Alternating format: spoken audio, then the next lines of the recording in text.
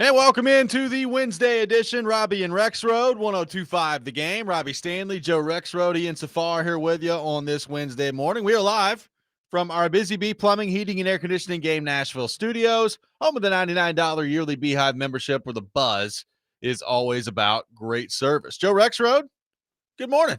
How are you? I'm good. I'm pretty much now just on this new computer. Like there's still some bumps in the road, but I'm basically and I can always get in the text line, and it hasn't made me log in one time. What's up with that? Is that like the computer? Does that just mean it's like a smarter computer or something? Probably. Yeah. That's pretty sweet. That's what you need. I mean, look how happy he is. He's getting used to the Mac over there, and he's figuring some things out. Yeah, but for anybody who does have a Mac, I gotta say, I wonder if it's as annoying to you as it is to me. Like, you can't just always like do the cursor and go down. You have to like do the arrow to find the cursor. Does anybody know what I'm talking about? It's really annoying navigating sites and stuff like that.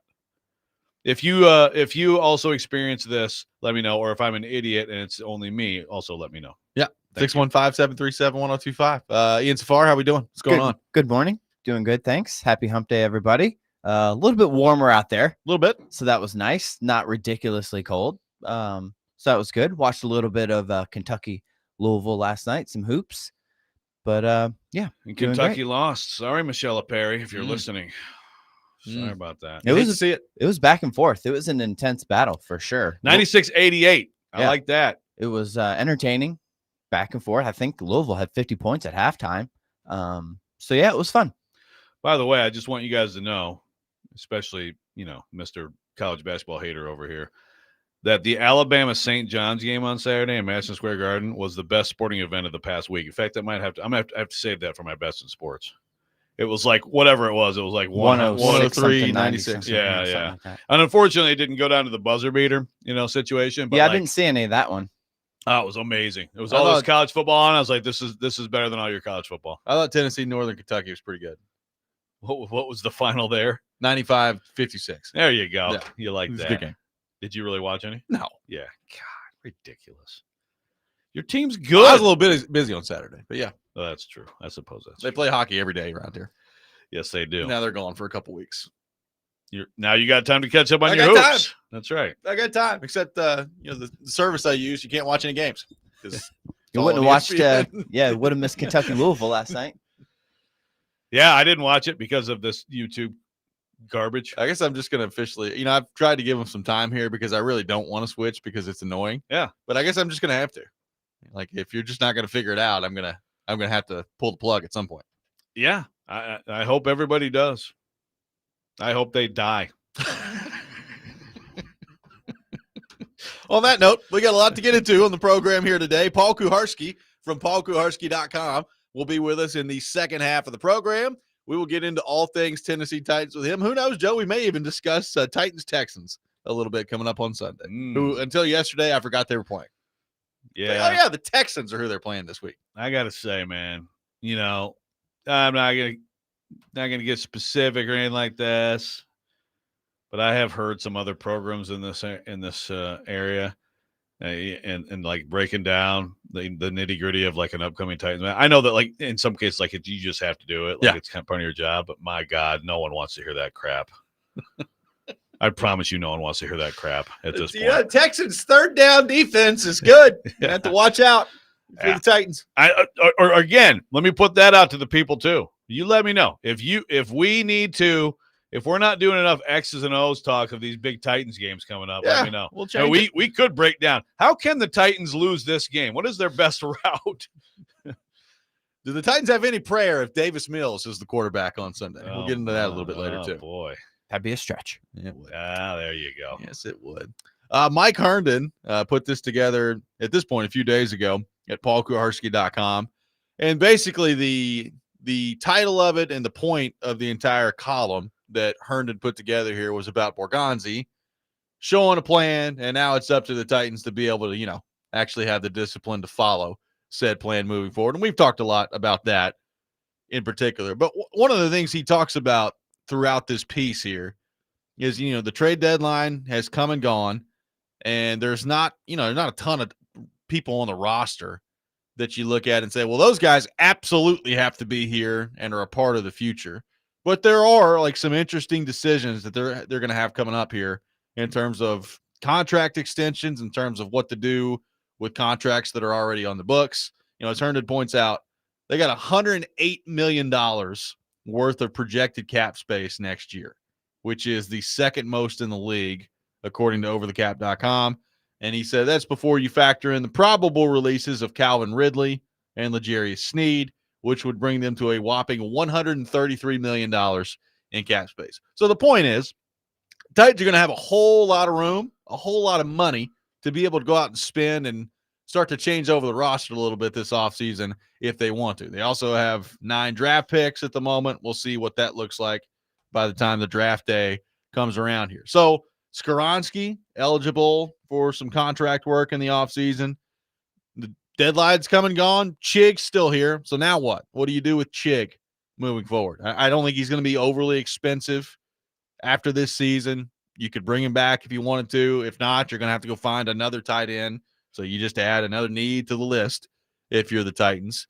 You've got Jeffrey Simmons, his situation. He's been hurt, but if he's going to be here, my guess is you're going to need to extend his contract or at least rework the money to some degree.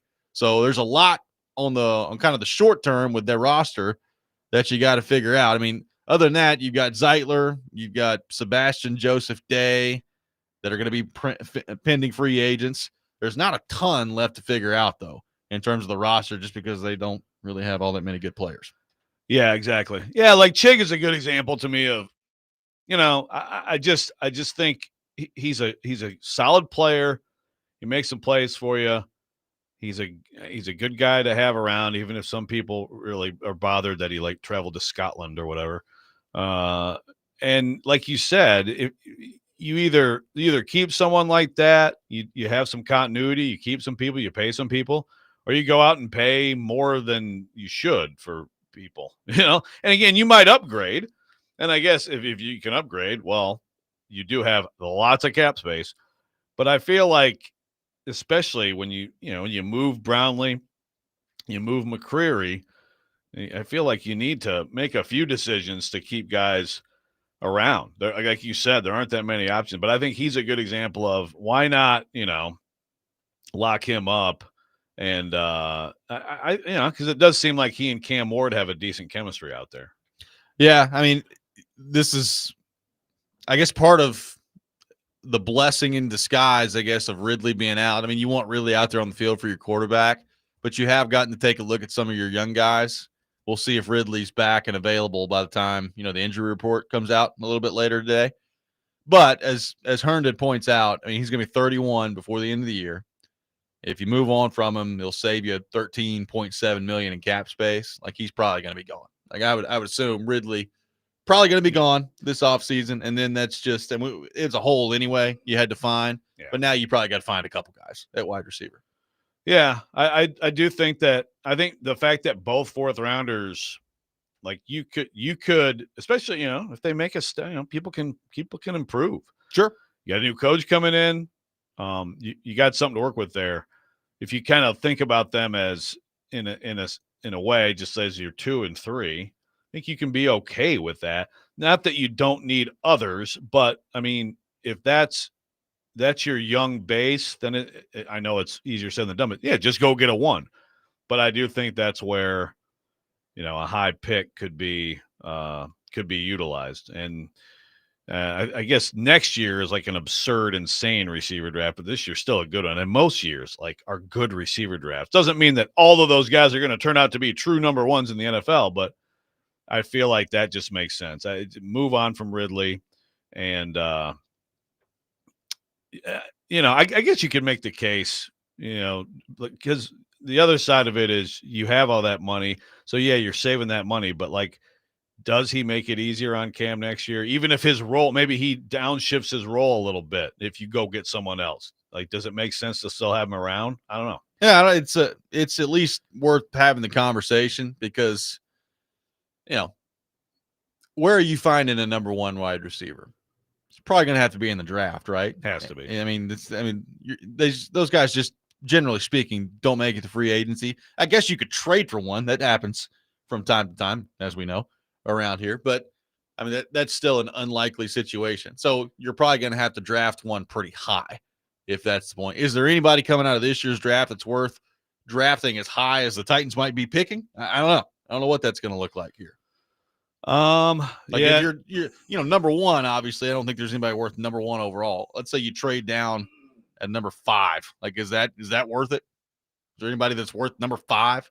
that's a good question. I mean, the fact that no one immediately comes to mind probably doesn't, speak well of that. I mean, Well, and again, certainly when then you balance that, Joe, with every other need you're going to have with edge rusher, and as Herndon points out here, they need a ton of corners, right? Like we know that they need a ton of corners, and you can obviously you can go out there and some of these things like corners, you can do some of that in free agency, but yeah, like if you want the good young corner, then you can't go too far into the draft without without taking one of those. So yeah, I'm trying. So I mean, I'm looking at Brugler now. I mean, let me ask you, who do you think that the top rated receiver right now would be for him in this I'm draft? trying to separate in my mind who's draft eligible and who's not. Yeah, because obviously those guys, Jeremiah and Ryan, those guys are all a year away. Carnell Tate. He's close. It's actually Jordan Tyson from Arizona State, Yeah, another Arizona State guy. Yeah. But you're talking on his list 8 and 10. Doesn't mean either of them couldn't go in the first round. And by the way, I am a huge fan of Mekhi Lemon. I think Mekhi Lemon is going to be an unbelievable player in the NFL. He's got him at 20, but it's not. Yeah, it's not what it's going to be next year or what it has been in recent years. 615-737-1025 We just talked draft. Is our phone number. We did. It happened. That's probably going to happen a lot moving forward. Dang it. Who are the Titans that are worth keeping moving forward? What about Chig? What do you make of Ridley? Should the Titans hold on to him? Should they move on in the offseason? We'll take your thoughts on all that. Robby and Rexrode, 1025 The Game.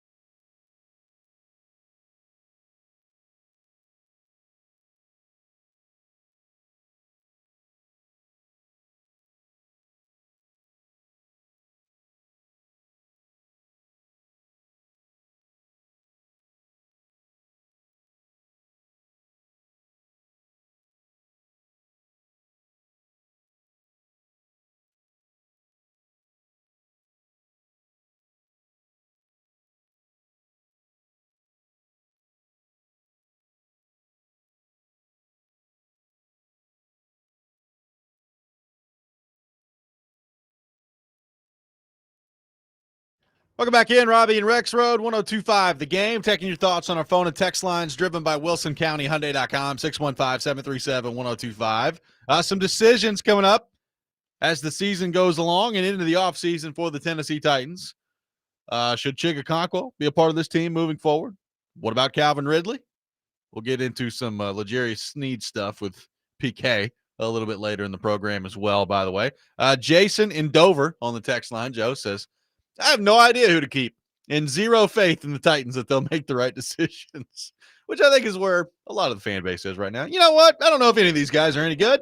And the ones who are, Titans probably won't keep them. And the ones who aren't, Titans probably will. I feel like every question that we ever ask about, like, should the Titans do this? Should the Titans do that? Like 2/3 of the responses are, I just know they'll screw it up. And you know what? I just can't. Fan base is down what bad. can I say? Like, I can't scold you for that. No. Right? Fan base is down bad. Yeah. Which, was part of what made Borgonzi's press conference last week. I thought the fan base, at least momentarily, felt good for about, a day. And now they're back because there's a game this week. Yeah. Yeah, but remember, whenever you're watching the game this weekend and Davis Mills is lighting up your team, just remember that Borgonzi presser and how you felt in that moment. Yeah. Hey, this guy might know what he's doing. I don't hate this guy. Man, we're scrounging here. One person says you can't talk X's and O's and you can't talk draft. Let's talk scouting staff under Borgonzi. Let's get person by person into the scouting staff. Well, I'll tell you what, that is I think that is a really interesting. It is. And we've been talking about the Preds. I mean, I think in both cases, it is interesting how scouting staffs in a lot of cases in this league, they really, like, people survive multiple regimes. Yeah. Maybe not at the higher end of that, but in the ranks of the scouting ranks. So yeah, like that, I think that's an interesting thing to track. And if there's going to be more change, if there's been some, will there be more? Let me ask you this. Is Peter Skoronski no-brainer to be extended this offseason? He is extension eligible, and as Herndon points out in his piece, he's 5th among all guards in PFF grade, which I know how much you love that. Well, that's all I need to hear. Just 1 sack, 13 pressures in 369 pass blocking snaps so far this season. Is he kind of a no-brainer extension candidate for the Titans? Yeah, I don't like PFF. I like PFF for some of their stuff, as I've said a million times. The like grades off games, like people laugh, like the coaches and stuff laugh at that stuff. They because it's like, come on. But we can all, I think, if you've been watching this team play, it kind of matches up with. I think he's probably their solid. Best offensive player. Yeah, I think you had to extend him. I mean, even if like, he doesn't have to be an all pro every year for him to be extendable. You have to have some young, some pillars, some young pieces to build around to move forward with, and to not have holes. Yeah, and have positions where you don't worry about it. So yeah, no, I think that's a no-brainer. Herndon says his camp's going to be looking for top of the market guard contract. Sure, given his pedigree, his performance, which would mean something like $100 million over 4 years, with about half of it totally guaranteed. And he says, while I'd normally be averse to paying a guard that kind of money, Titans should be motivated to lock Skoronski up as soon as possible, given the money that they got to spend and a lack of quality alternatives to spend it on. It's like, well, we don't really have money to spend on anybody else. Let's give it to Skoronski, which is not a bad approach. Yeah, I understand he's a guard, but and that money sounds anytime the contracts now. I mean, it wasn't that long ago when like Matthew Stafford got a $30 million a year deal at quarterback. It's like, what are they doing? Oh my God! It's just, yeah. I don't have any problem with that money. If you've got money to do other things, and they do, then do that. And he's, again, he's gotten better. It was not pretty early, right? I mean, he had his struggles early. It wasn't pretty the early part of last year. Yeah, and when you go where he went in the draft, then there's going to be more scrutiny. But he's continued to get better. He's durable. I mean, that might be as important as anything. Yeah, he had the whatever stuff. Appendectomy. Yeah, exactly. Thank you. Early, but that's a big big part of it. So yeah, I think that's an easy one. Yeah, I do too. And again, you gotta pay some people. And I don't know that Skoronski is ever going to live up to being the number 11 overall pick, which, as we discussed at the time, basically requires you to be like one of the best players every single year at that position. And he hasn't been that to this point, although he's been pretty good so far this year. But there's a middle ground between maybe not being worth where you were drafted, but also still being a pretty good player and somebody that the Titans need to extend. And the Titans are short on pretty good players at the moment. On the changes front, like the likelihood is, Joe, the offensive line, it's probably going to be one spot that's different next year, right? It's right guard, right? I mean, if you extend Skoronski, Dan Moore's under contract. He's going to be here on the left tackle side of things. Cushenberry, I guess, is interesting. I'm interested to see what happens there. That would be where I'd wonder. And then Latham on the right. Yeah. Yeah. So I feel really good about 3 of the 5 being back, I guess. Yeah. And I'll say this too. It just all depends on how the board shakes out. But like, is it the craziest thing in the world to think that they wouldn't have a tackle at the top of their board when they come up in the second or third round and say, yeah, you got to do it? I mean, it's not crazy. No. Yeah. And honestly, I think that might be a good development for them. Get excited, Titans fans. Yeah. Draft another tackle. But I mean, like you have to have a long-term answer there. You have to make the right choice. Again, just because you screwed up all these other choices recently doesn't mean that means you have to keep trying, until you get it right. So, but yeah, probably even unless it's someone, quite high in the draft or someone who really exceeds expectations, you might take a tackle somewhere. But yeah, you're probably starting him next year. So it's better than Dillard. Put some hinges on that man door this offseason. Let's reinforce that sucker. Yeah. Maybe put some little steel girders, something. I don't know. Boy, do they need talking about this a 1-8 football team and things to watch in the second half of the year here. Boy, it should be great if Latham was good in the second half of the season. That's a really important thing to track. That's probably it's up there with anything, because like he has to be good, and really he has to be more than good, but he has to at least be good. He has to, because if not, then think about that. So now both tackles are going to be a long-term thing to address. I mean, you can't end up with yet another whiff at the top of the draft on a tackle. And right now, I think it's trending toward not a whiff, but I don't know how good it's going to end up being. So if he actually got help, has his time off, is healthy, can pick up some momentum, start to look like a dude out there, that would be a big deal for this team. 615-737-1025. Our phone number. Will continue to take your thoughts on some decisions the Titans have to make in this upcoming offseason. Plus, TD has put together an evaluation of Cam Ward at ESPN.com. We'll go through some of that.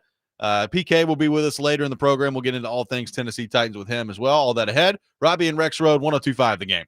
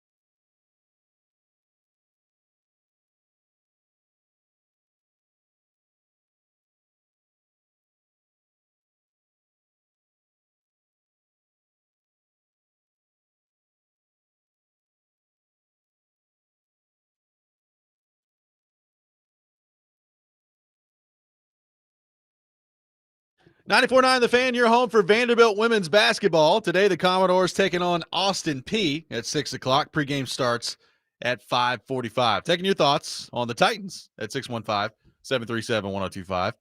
Ethan from Lawrenceburg says, there's no way I'm giving Skoronski that kind of money. Talking about 4 years in the $100 million range. Says I would tag him for 1 or 2 years and then let him walk. So Ethan from Lawrenceburg not excited about the potential Peter Skoronski extension. Okay. Mute. So tag him for 1 or 2 years and let him walk. If you tagged him for 2 years, how much money are you saving there? And if you sign him to like a 4-year deal with, again, like Herndon said there, half of it guaranteed. Have it guaranteed. That's that's basically like 2 years you can get out of it, right? What's the difference? I mean, there might be a little bit of a difference there. Not much. The difference though is that you've disrespected the player. You've not given him the money. You screwed him over with the tag. So I mean, is it worth the relatively minimal savings on that deal to employ the tag? And might you not want to use the tag on someone else? I think that was good. I think you did that. I guess that's right. I don't know, Ethan. I gotta disagree with you. I mean, I know again it sounds that kind of money, but again, it's not our money. It's look at this league, look at where things are going, look where the cap's going. Yeah. How about players and wins? Yeah. Ed says no X's and O's, but still waiting patiently for Dane Brugler. Try to get Dane on at some point. Dane, have you ever done a draft hit in November? Come on in. I mean, I've been citing Dane's top 50, Ed. That's as close as we'll get right now. I mean, I'm dancing around like too much draft talk already. Okay. TD has put together a piece at ESPN.com that is assessing Cam Ward and his up and down performance to this point. It says, a couple things in here. First half of Ward's rookie season has left much to be desired, as we know. Titans are 1-8. You're looking at his numbers, and we've talked about this. Ward, 57.6% of his passes have been completed. He's thrown 1,760 yards, 5 touchdowns, 6 interceptions, 11 turnovers. At this point, he is in a 3-way tie for the third most turnovers in the NFL with Bryce Young and Joe Flacco. So, Joe, with the numbers in the background that we know to this point are not very good. We know that the supporting cast is not very good. Offensive line play has been not very good around Cam Ward to this point.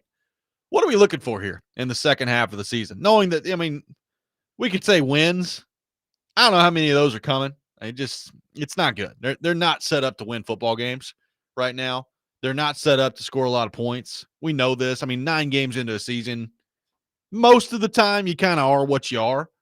So what are we looking for from Cam Ward in the second half of the season here, given everything that's swirling around him right now with the assistant or with the interim coach, everything that's going on? Well, you'd like to see, I'll go back to the guy we just talked about.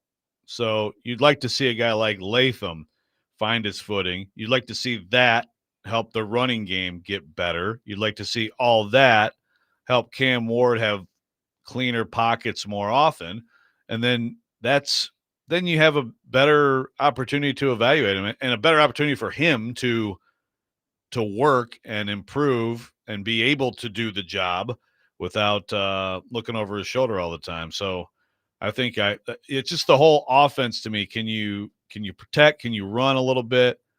Can the young receivers keep coming? Is DK, is he going to be and Iamman, are they going to be consistently targeted, consistently productive? Then you want him to look better. I think that the game before last was an example of him doing some things better and showing some improvement. And then the last game, was not. There's going to be ups and downs. That's always going to be the case. It's not going to be linear. But you'd like to, of these last 8 games? Yep. Last 8 games. You'd like 5 or 6 of them to feel like, okay, that's a little bit better, Cam. Or that's pretty good, Cam. Again, that's a very subjective but that's how it's just like with Skoronski. You can do PFF if you want. You can watch and kind of get a feel like that guy patrols his area and does a pretty good job and doesn't get beat too often. You want to feel good about Cam more games than not. And then, if you can sneak in a game-winning drive here. I understand that might screw up the number one pick, but I do think that like a win or two could be good for him and all of them. I know Kuharsky's going to come in here and say they got to win all these games. It's so key for next year. I don't know if I buy that, but 1 or 2 might be okay. Well, if they go 1-16, which by the way, very much is on the table. If they go 1-16, those conversations that I've been talking about of people looking at quarterbacks and calls that were taken on Fernando Mendoza and Ty Simpson and all these people. I mean, those are probably going to happen anyway. But if they're 1-16 and it doesn't look better than it's looked to this point, there are going to be a lot of people that feel that way. I was going to say, how does it look, Yeah. right? We always talk record. Okay, what's it look like? Yeah, I mean, if they're 1-16 and it's like you just don't – it just seems like you're spinning your reels with him, you can still make all the excuses, and I think there's validity to them too, to an extent. But you're right. If you don't have some moments where like, okay, right? Again, this is very subjective. I've got no metrics to give you, but just sort of like, okay, there it is. That's you need more of that. I just keep coming back to this part of it. Cam Ward's the most important thing with the franchise. I mean, the head coach is very important, and that's going to help Cam Ward or hurt Cam Ward, I guess, depending on who they hire. I mean, there's a lot of important things with the franchise. And look, I would put at this point, finishing with the number one pick and being able to trade out of it and collect more draft picks, to me, that's important. Like that would be, at this point, a nice outcome if it ends up that way. Having said that, I would probably take finishing like third or fourth in the draft order if that meant that Cam Ward showed meaningful progress toward the end of the year and started to look like he could end up being a pretty good player, right? Like that to me is ultimately more important than finishing number one in the draft order. Sure. Well, look, if I'll give a Titans fan this choice, Cam Ward is going to be a good quarterback. Okay. Like Cam Ward's going to work out, and I'm not going to sit here and go overboard and he's going to be an all-time great, but Cam Ward is going to be a good quarterback, but you have to forfeit this entire draft. I'd do it. Absolutely. I mean, yeah. And now that's how important quarterback it'd be is. tough sledding next year and for a bit, but yeah, that's so then it just gets into, okay, so how important, we've talked about it before, but like how important then is just the actual wins to that right now. And I think I'm kind of in between, with Kuharsky. Like I do agree that like 1 or 2 where he is really good and it's like that guy won the game for us would be a good deal. Would be a good development for him and for them. Well, and by the way, they could probably win another game or 2 and still have a decent shot to end up with the number one overall pick. Oh, I mean, Jets are winning games like somehow right now. So they are. They don't need to throw the ball. Yeah, apparently not. Playing wing tee football. So the likelihood is they can probably win another game or 2 and still end up very much in the conversation of the number one overall pick. And again, like if you're asking me what's more important, I'd like to live in the world where it's both, where Cam Ward can show you some meaningful progress and maybe you lose 45-38, which I know just seems ridiculous. Yeah, defense needs to suck so that and you can win the shootouts. I'd like to see some meaningful progress from Cam Ward where he looks pretty good and he's playing well, and you're also in a spot where you end up with the number one overall pick, so you can overhaul this roster maybe a little bit quicker. But if you're asking me to choose between the two, the quarterback play is the most important part of the league. Like if you get good quarterback play and your quarterback turns out to be a good player, that's more important than anything else in the National Football League. So I'll take that over the draft pick. I'm sorry. Yeah. I think most Titans fans would agree with that. Yeah. But the thing is, we talk about this hypothetically, and I think that's an easy choice. And the problem is that like no matter what happens this year, you're not going to know. Even if it's like really good from here. I mean, again, I'm looking at CJ Stroud. I mean, I still think he's going to end up. I mean, he's good, but think about like what we thought of CJ Stroud when he was a rookie. Yeah, and how things have changed. And I have to think a lot of what's changed is just things around him haven't, right? Like obviously we know that they've had offensive line struggles and stuff like that. But I don't know. Like, has he lost some confidence? Is he? I'm not sure. it just doesn't look nearly as good as it did. Point being, like, it's just going to take a while to know. And then sometimes you don't know until the guy's in his next team and he's Sam Darnold. I mean, I would argue, I don't know if we still know about Trevor Lawrence, right? Like it's yeah, I watch him play one week and I'm like, whoa, he looks pretty good out there. And then I watch him play the next week. I'm like, wow, he looks pretty bad out there. Yeah. I mean, I almost feel like we do know, though, right? Like, that's what he's a decent QB. Like, do they regret paying him? I don't know. But, like, if you're a Jags fan, do you think all of a sudden there's going to be a Pro Bowl amazing year coming up here? It's hard to get there soon? at this point. It's hard to get there. Yeah, and again, maybe Cohen's really good, and they do a great job of building around him, and it gets to the point where what he does translates to more wins. Yeah, but I don't think he's ever going to be close to what he was supposed to be. No, I mean they're what are they 5-4? They put up more points versus Houston this week than I thought they would. Yeah, no, they were killing them. Yeah, it was a high scoring game. I didn't, they 29 pushing 30 against Houston. That's pretty good. Considering you have no wide receivers. You getting a quarterback duel with Davis Mills. I mean, you just lost. You're not winning that game. Yeah, you got if you're gonna play, you got to go for That's 40. Dangerous man. proposal right there. You got to hit 40 if you're going against You're Davis. not winning that game. But like this is through 9 games, this is Trevor Lawrence's numbers. He's completed 59.5% of his passes, which is not good. 1,998 yards, 6.3 an attempt, 10 touchdowns, 7 picks. Like, yeah, average at best quarterback play. Right. So, like, again, you get into that. If you're a Titans fan, Trevor Lawrence to date, would you take that for Cam Ward for the next 5 years? I think most people would say no. I agree. And I would say, I hear you, but it can be much worse. It can. I just go get Mendoza. There you go. Yeah. Unless you just have no IQ. Yeah. If you have anything other than zero football IQ, make sure you go get Fernando Mendoza. Heisman Mendoza. Bring him on. 615-737-1025. We'll continue to take your thoughts on Cam Ward. Plus, speaking of the Jags, an interesting development with them that I'm very eager to get Rexrode's take on. We will do that coming up next. Robby and Rexrode, 1025 The Game.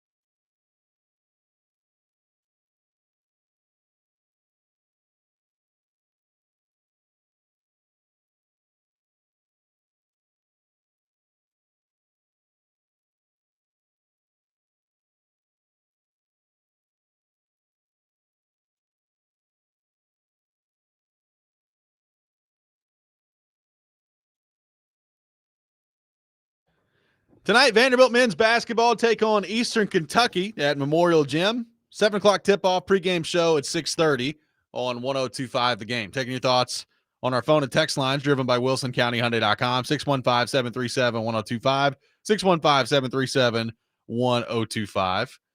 Kyle in Shelbyville says, I would kill to be in the Jags situation versus ours now. We have absolutely nothing as Titans fans. Well, I take that back. We have you guys to listen to every morning. That's sweet, Kyle. What That's else do you very need in the sweet of you. NFL other than this program? That is a very good point. I'm sure Titans fans are deeply satisfied. You know, the football team sucks, but we get to listen to Robby and Joe every morning. I've learned so much about gout. It really makes it all better. How many Titans fans would take the Jags situation? I'd say I don't think a lot would. I mean, look, any situation for the most part. I mean, we could probably have an argument about the Jets. But pretty much any situation right now is better than what the Titans have at the moment. So we all understand that. But Jacksonville, again, Trevor Lawrence is an okay quarterback. He's all right. And I might give him pretty good. Pretty good. His numbers are not good. I mean, those are not good numbers. 59.5% completion percentage. Not good. Yeah. On balance overall. I think okay is accurate. Yeah, it's the situation is like with them, it's like, well, obviously, Travis Hunter, we're going to talk about, is out. It's like Liam Cohen. If you think he's good, there were some good signs, some good wins this year. Sure. They've had ups and downs, but like if you think he is, he's going to be really good for you, you obviously have some building to do. And if you build it, can Trevor Lawrence, can he be good enough? Because, again, like there are quarterbacks in this league who are on teams that win, who people have a high opinion of them, who I still believe they are a little bit more the product of a really good team around them than it is, than it is about them. Yeah. Well, you brought up Travis Hunter. His season is over. He underwent a knee surgery to repair his LCL, and he's going to miss the rest of the year. He's expected to return to football activities within 6 months, but he's done this season. So his season ends at 7 games played. So on the one hand, Joe, I mean, there's not a ton of sample size there to look at. On the other hand, we know what Jacksonville gave up to go get him, right? I mean, they expect him to be a generational type of player based on what they did to go acquire him. And as a receiver this year, he was okay. I think he ended up with 298. I'll double check those numbers, but right around 10 yards a catch. He had 28 catches, 298 yards, 1 touchdown. So decent, I guess, as a wide receiver. And then on the defensive side of the ball, had some good moments. There were some games where he played a lot on defense. There were some games where he played a lot on offense. So, as they move forward here, I guess I'm interested to see how that balance continues to look in the NFL. But overall, what did you make of Travis Hunter, whose season has now been cut short? I continue to say, and we'll continue to say, he should be an every snap corner who helps out here and there on offense. And again, if he can handle it, then, more than that on offense.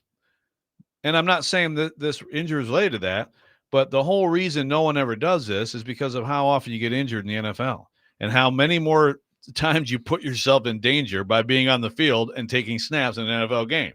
That's why no one does this, and no one has ever done this. And I don't think anyone ever will truly be a two-way player.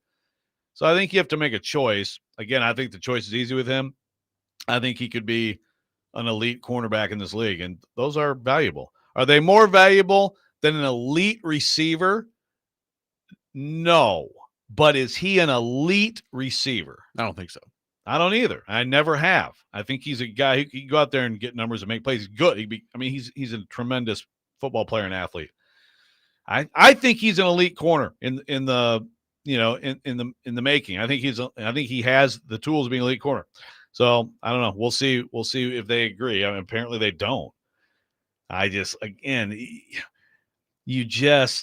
You put yourself in harm's way in this league, harm will find you. I don't care who you are. And so the fact that he has this injury already, to me, it's got to accelerate the conversations of, okay, we got to make a choice. Yeah. I mean, and we want him to be nothing more than him. Again, it's 7 games. So there's not a ton of sample size here. He's going to, the level of play he's going to have to give them to justify what they did in the draft to go get him. Like you're going to have to be talking about one of the best players in the league, right? Yeah. Here in the not too distant future. But yeah, and it's going to be hard to, I mean, if he was the top 2 or 3 corner in the league for a long time, would that do it? Sure. But Yeah. is he that? Like I didn't see that from him so far this year. Yeah, I think he could be, but I don't, and look, I'm not going to lie here and tell you that I've watched a ton of Jacksonville Jaguars football, despite him being on the team. But that's what it would take, right? I mean, ultimately, you've made the move, you've picked him up. You need him on the field. You need him making a difference for you. So I just think the sort of like, what was it? It's 67% offensive snaps and 30-some% defensive snaps. I don't know. I just don't know if that's the smart way to deploy him. Like if you're playing that little on defense, I think you can be a lot better if you are out there all the time. Yeah. And does the injury change? And again, it's a LCL injury. You can get that at any point. So does him playing both sides of the football factor into that? I have no idea. Does the injury and the fact that he's going to only play 7 games in his rookie year, does that change their plan with him moving forward? That to me is going to be interesting. Or when he comes back this offseason, are they just going to say, well, 50-50, baby. You're going to be playing a lot of offense and a lot of defense, and we'll just see what your snap count looks like at the end of the game. Yeah, I guess it's like my argument about snaps. Yeah, I suppose, if you go 50-50, it's the same number of total snaps that you're right in general, like pretty close if you just played one side of the ball exclusively. But are you ever going to be as great as you could be if you're doing that, right? I don't know. I mean, that's the other thing. Seems to me like you might be limiting yourself on both sides of the ball if you do that. Yeah. It's going to be really interesting to see what they do with him. One texter says, to be fair, he just had a breakout game versus the Rams, 8 catches, 101 yards, and a touchdown. Score of that game was 35-7. I didn't watch that game, so let me just be clear here. He did have 14 targets there. I would love to know how many of those catches came in garbage time. Yeah. It's 35-7. So I saw the touchdown. It looked good. Yeah. I mean, he's a good player. Guy, yeah. Obviously.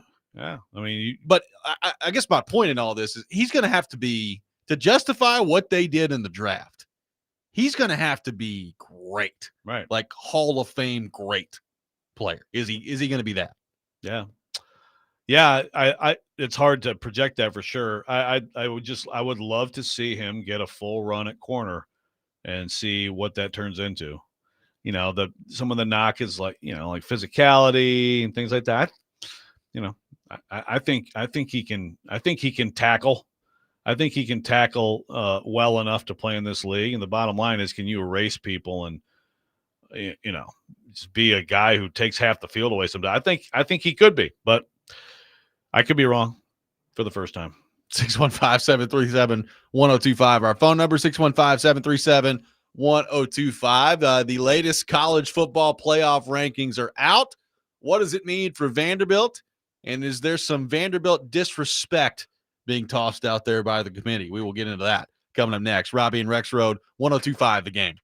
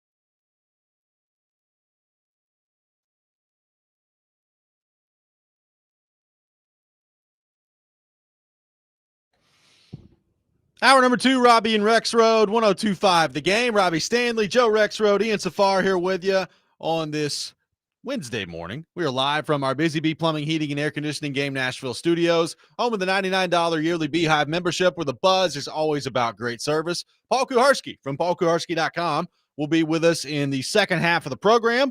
We will get into all things Tennessee Titans with him, so looking forward to PK's visit. Joe, the latest college football playoff rankings are out last night. I will quickly run through the ones of relevance. Ohio State, Indiana, Texas A&M, Alabama in your top 4. Georgia at 5, Texas Tech at 6, Ole Miss 7, Oregon at 8, Notre Dame 9, Texas at number 10. And, of course, my computer has just frozen. So I've got your top 10 and Vanderbilt's at number 14. I'll get 11 through 13 when my computer unfreezes. If I was prepared, I would be here to back you up. I don't have it in front of me. Sorry. And I'm still not very good with this. The point is, Vanderbilt is at number 14, and there's a lot of discourse about that right now. I was talking to you earlier in the break. There's a headline from last night from our friend Blake Topmeyer from USA Today, whose nickname we won't use again. We will not do that. Here's how he kind of opens it on X. He says, "You say eye test. I say brand bias plus recency bias. How else to explain how 7-2 Notre Dame is sitting pretty for the college football playoff while 8-2 Vanderbilt lags way behind?"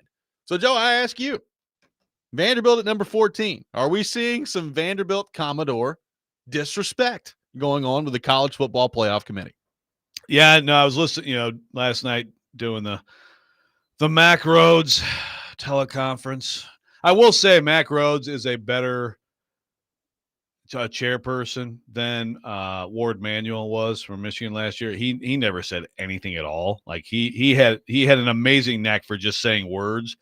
Yeah, well, we put that team there, because we kind of put that team there. Thanks for the call. Indeed. Mac gets into a little bit more detail with his answers, but when Blake got on there and asked about this, I'm like, oh, here we go. And I will say, essentially, Mac's answer last night, I'm reading Blake's column. I'm seeing if he has the whole quote. If not, I'll go to the transcript. But, I mean, he essentially, ripped Vanderbilt. And to me, he kind of used Pavia against Vanderbilt. Again, it's sort of eye of the beholder on that. But basically, he talked about how, Vanderbilt did just struggle. They had to go to overtime to beat out, which is true. That's fair. But then he was, I should have the quote in front of me and I don't. I can paraphrase though. Essentially, he talked about how Pavia carries the team, and it's like, well, yeah, that's true, but I mean, is that a bad thing? Yeah, is that necessarily a bad thing? I mean, as Topmeyer points out, and he actually didn't just ask about Notre Dame, he asked about Utah also being at a Vanderbilt. I mean, look, you can dice this up different ways, but Vanderbilt's the metric, strength of record, strength of schedule, all that stuff, those are better than Notre Dame. Also, as Topmeyer points out, big good losses that's frankly one of Notre Dame's, what is Notre Dame's best win? Its best case. Yeah. They have lost to two. The only teams. 2 losses are really good. They're top 15. Well, Vanderbilt's are both top 10. Right. So their losses are also better. So then, I mean, it does. Now, is it actually brand bias? Yeah. I mean, I think these are human beings. This is another thing to always, I brought it up several times last year. And you got to remember this when we talk about this. Again, we talk about the committee, and you've heard me say this before, but we talk about the committee in terms of the committee did this and the committee did that. And they're one brain collectively. We're going to put this team here. We're going to put this team. They talk about everything. Then they all individually, anonymously vote. And then it shakes out on the board, which means that all it takes is one person in there to be like, yeah, I heard all you guys are saying, but I think Vanderbilt sucks because it's Vanderbilt. So I vote them 19th. And you know what I mean? Yeah. That's the only thing about this that I think it's worth repeating. and some people would say, well, that's a stupid way to do it, but that's how the basketball has done it all along too. And I mean, frankly, I think it gets you out of like total groupthink, like you're allowed to still, as a person in that committee room, have your own opinion, but it does make it so we always talk about it like this big monolith does this. And sometimes those people sit in the room and say, how the hell did they end up there? Like, I voted them 9th, It's just something worth keeping in mind on this, on how the process works. Let me give you the roads. So real quick, a lot of, well, I appreciate the question, certainly, about Vanderbilt.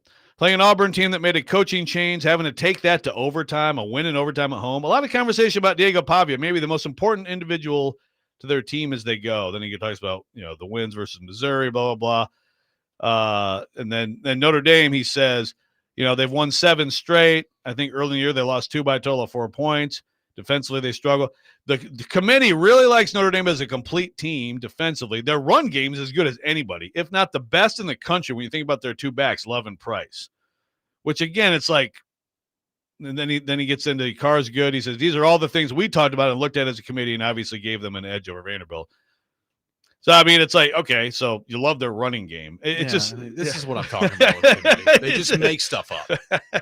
And that's my biggest problem with all this is they make stuff up and then they don't stick to it. I mean, the priority 1 week or the metrics that you choose to rank some teams is not applied to other teams, other situations, or it's not applied to the same team 3 weeks from now. I mean, that's what is there's not a perfect way to do this. I understand this.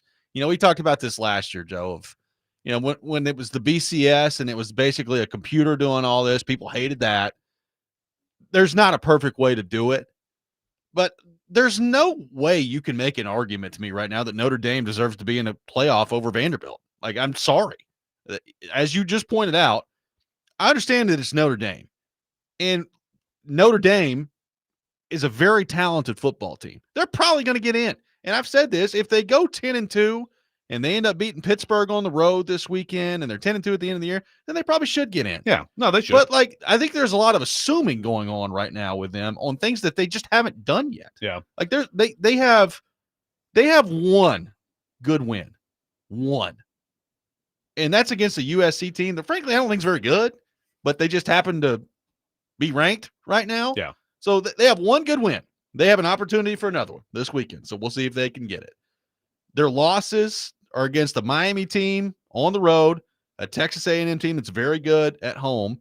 But as you pointed out, Vanderbilt's got better losses than Notre Dame does right now. It makes no sense to me that they're in over Vanderbilt. But the only counter I will make is technically the USC win is something Vanderbilt doesn't have right now, So, I mean, they don't have the top 25 win. So, I mean, that's, because Missouri dropped out after losing to the Aggies. So I don't like going hardcore, to me, like we were talking about with Ubben. If you win at Knoxville, that's a good win, whether they're in the top 25 or not. It would definitely be better for Vanderbilt if they do win that game. The Tennessee has just beaten Florida. But, like Austin says, this is why I hate the way they have it set up. They pick and choose based on popularity. The whole system's flawed. I'm not a Vanderbilt fan, but I think they deserve a chance. They have a chance. I mean, look, I agree. Every week there are, again, I'm going to stick with, I just do not agree with Indiana being ahead of Texas A&M. I mean, Texas A&M, I understand Missouri's down to their third QB and a freshman, but they went in there and beat the crap out of them, and their strength of record is number 1. Yeah. In ESPN's, in ours at The Athletic. Now, the committee does not tell us their formula, but how could it be that different, right? So, I mean, I think they should be number 1. Ultimately, when this all comes down to is ESPN has decided we want this to be a weekly drama, so we get to bitch about it every week. Yeah. All that matters is that they get it right in the end. Yeah, for sure. And there's still a lot of football left to be played. I mean, if you want to get really technical here, look, do I think Ohio State's probably the best football team in America? Yeah, probably. I mean, they're unbelievably talented. They haven't lost yet this year. But if you want to go by achievement right now, they should not be number 1. I agree. Texas A&M should be, in my opinion. Yeah. So, I mean, it just. I think again, that's like last year. It's like all the, oh man, these Bama, Ole Miss, they beat the crap out of Indiana. I don't necessarily disagree, but that's not how you do it, right? Like you can't do it that way. Well, That's why Ohio State shouldn't be number that's the one. thing is, it's not how you do it, but it is. But it is, yeah. But it's different criteria for every ranking they do. So yeah, so last year I think they got it right. I do. I think they got it right with Florida State. So in the end this year, and we don't know what the results will be. We don't know what right is yet. Right. They better get it right. 615-737-1025. More of your thoughts on the college football playoff ranking coming up next. This is Robby and Rexrode, 1025 The Game.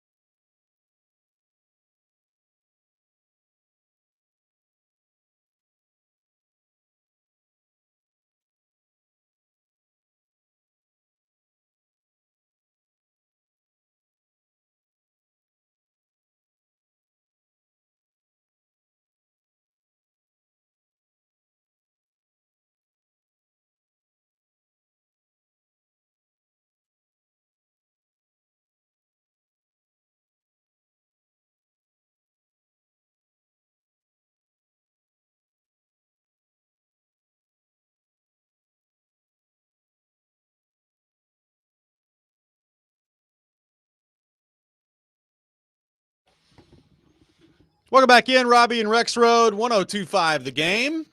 Taking your thoughts on our phone and text lines, driven by WilsonCountyHyundai.com. Paul Kuharsky will be with us later in the program. We'll get into all things Tennessee Titans with him. Taking your thoughts on the college football playoff rankings. Vanderbilt at number 14 last night. Some work left to do here for the Commodores. A lot of thoughts on the Notre Dame part of this on the text line. Everybody hates Notre Dame. Yeah, a lot of people don't like Notre Dame. There's no doubt about that. One texter says, wait a minute, A&M should be number 1, but Notre Dame, who lost them by 1 point with the freshman quarterback, making his second start, shouldn't be number 9? Make that make sense? Well, and then my answer was, well, Notre Dame lost another game too. And unfortunately for Notre Dame, that game is not holding up, because Miami is right now. Although Miami is technically in the field, they are probably on the outside looking in at the ACC title game, but right now they're still the highest ranked, so they would be in the field today for whatever that's worth. But yeah, I mean, they have 2 losses, so that's why. Yeah. It still can be a good win. We're talking about no one's sitting here. We aren't sitting here saying Notre Dame should be 33rd. Okay. It's a good win for Texas A&M at Notre Dame. Yeah. But the question is just comparing Notre Dame and Vanderbilt. Why is there a gap between them in the rankings? And as another texter points out, and again, Topmeyer asked about this too. Utah. Why is Utah ahead of Vanderbilt? Utah, and I'm going there right now because now I know that they got thumped at home by Texas Tech, which was kind of the announcement that Texas Tech is legit. I mean, Utah beat. They lost a tough one at BYU, and BYU just got rolled by Texas Tech. I mean, Utah just blew out Cincinnati, and Cincinnati is a ranked win, so that's their best win. But yeah, Texas Tech at home and at BYU compared to at Alabama and at Texas. Again, we're comparing losses. I'd give Vanderbilt the edge there. Yeah, I would too. So you've thrown this out there too. Which team that can win it all would you be okay with? No, like if you're a Vanderbilt fan, obviously you want Vanderbilt to win it all. But like looking at the rankings right now of teams that are national title contenders, which teams that legitimately have a chance to win this thing would you be okay with winning? Like, I mean, you can take Ohio State, Alabama, and Georgia off the board for yours truly. I have no interest in watching them win a championship again. Yeah, so I'm supposed to write a column every week off the rankings, and actually, like I just write so far, there's really nothing. I have the Vanderbilt thing, but there's really nothing. Like last year, there was some stuff like last year Texas was crazy overranked, Notre Dame again. So anyway, I decided to just rank the teams that would be most least nauseating if they won it all. And yes, the teams you just said are all basically grab a bucket and hurl. They were at the bottom. So I ranked the 25 teams. I want to know if here's my philosophy on this. Okay. Because I know some people would say, well, the whole country would be so excited, like if Vanderbilt won it all. I still believe, think about the basketball tournament. People love the underdog. They love Cinderella to a point. And then they want to see Duke and Carolina play and Kentucky and Kansas play, right? Yeah. And so I do think that, like, overall, what would the nation be okay with? I actually still think, like, people would be like, okay, Vanderbilt, that's just going too far. Well, I also think there's like 6, maybe 7 teams that have a chance to actually. Well, sure. I mean, and I'm ranking Vanderbilt is not on that list. Yeah, no, I understand. I'm just saying if they were to win it, I believe that the team that would be most, or I guess least nauseating for the entire country. I mean, some fans hate them specifically or whatever, but I think for the entire country, I went with Oregon. They've never won it. Their coach is likable. They have a fun quarterback. They have cool uniforms. And I just, I think people could, like, they could buy it. It makes sense. Yeah. And also, who hates the Ducks? Do you really hate the Ducks? Who hates the Ducks? So that was my number 1 team. And of course, That's fair. Yeah.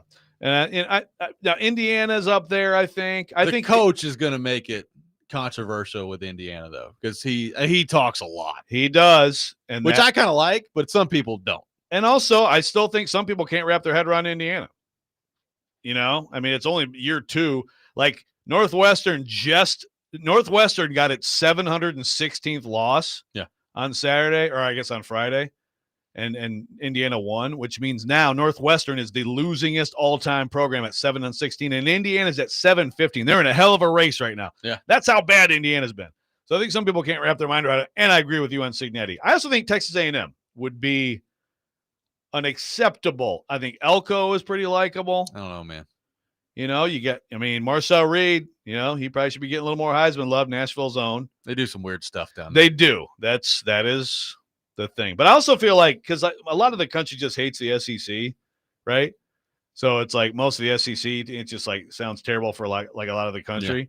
Yeah. But I feel like Texas A&M, they don't necessarily get lumped in with like the Floridas and Georgias and Bamas. They're kind of their own thing. Yeah, a little bit, you know. So, but the yeah, midnight yell. Yeah, it's a little strange down there. No, it's very strange. You know, the yell leaders and all that stuff. Yeah, no, it's its own little world. Yeah, but I mean, you know, like their last national title, which was like, I guess right at like, you really haven't had any other than from 1936 on is only when you can really talk about national titles. There never was even a vote before then, but like their last one is 1939. Like they basically have one in the poll era. So like they're due. Yeah, I would say so. And plus, like anything that pisses off Texas fans should also make people happy, and this would. Let me ask you this. Number one, how would people feel if Ole Miss and Lane Kiffin won? And number two, are they actually a national championship contender in your mind? I say yes, they're fringe, but I do call them. I mean, look, the way Chambliss has played this year, I think their D's legit. They got a great running game. You know, I think that they're on the, you know, again, they're on the fringe, and it would take a heck of a performance, but I would have to consider them a contender. So I want to make sure I have this right. I ranked them 5th. Okay. Because I think Lane Kiffin has gone from like this like annoying little troll to like he's funnier now, a little more mature. Yeah. I just feel like if they went on a run, he would be hilarious, right? Yes. And also, like, this is an SEC have-not. They've never done anything. You know, they had Archie Manning. Then they had Eli Manning. Yeah. Like, what are they? They play in the Egg Bowl. Like, this is not SEC that you hate. So I actually think that Ole Miss would be pretty embraced. I agree. Mississippi State fans obviously disagree. But again, we're talking about just like the general fan who it's not about their team or the rival. They're just like, okay, I guess I can live with that team winning it all. I think Ole Miss will be all right. Let's head to our phone line, driven by WilsonCountyHyundai.com. Welcome in Nate to the program. Nate, good morning. Thank you for calling in.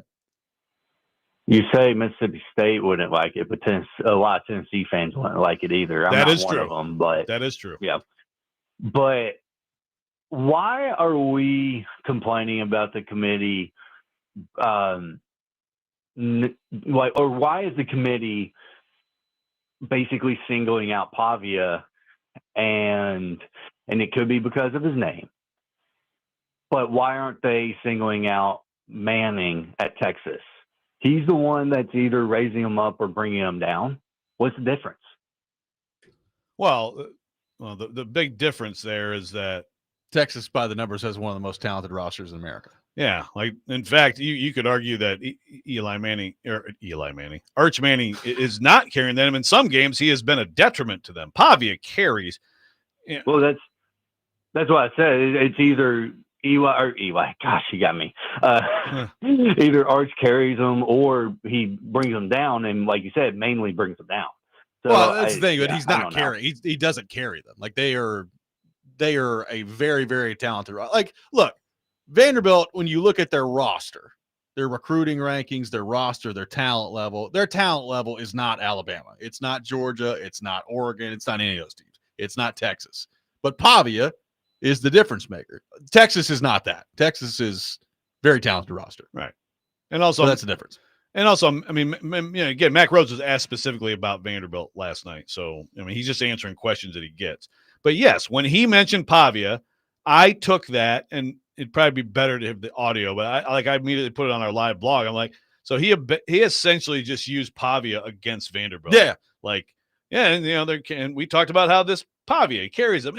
Again, he's not wrong, but it's also like, okay, if he's carrying them to 8-2 right now, and the way they've played week after week, yeah, are they less deserving because of that? No, just the difference lies in the roster, right? Like that's what it is. And there is, and I don't know how it's going to end up playing itself out, because to your point, last year, the brands didn't win out, right? Like Alabama didn't get in. You know how many people were like, "Oh, you ain't know the Bama's getting in." Well, they didn't. Now, you'd have a hard time explaining to me right now that brand isn't playing a factor in Notre Dame being over Vanderbilt. So I don't know how it's going to end up playing out at the end of this thing. There's a lot of football left to be played, but that is, I guess, one of the beautiful things about the College Football Playoff Committee is it sure gives you a lot to talk about on a weekly basis. And that's the whole thing, right? I mean, it's working. It is. We'll be there next week, ready to bitch about something. 615-737-1025. Our phone number, 615-737-1025. A couple more thoughts to get to on the college football front. An NFL thought I want to get Rexrode's opinion on as well coming up next. Paul Kuharsky will be with us later on this hour. Robby and Rexrode, 1025 The Game.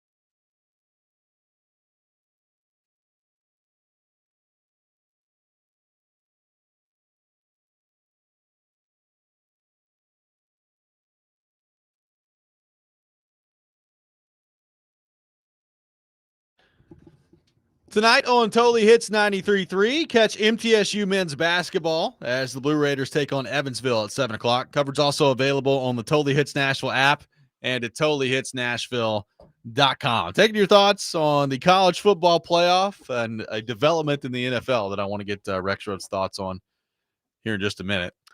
Brandon in Hermitage says Pavia isn't necessarily carrying Vandy. Vandy has talent. They may not be 5 stars, but with Stowers, Alexander, etc., it's not like it's a group of bums that are 8-2 with an untalented roster. Sure.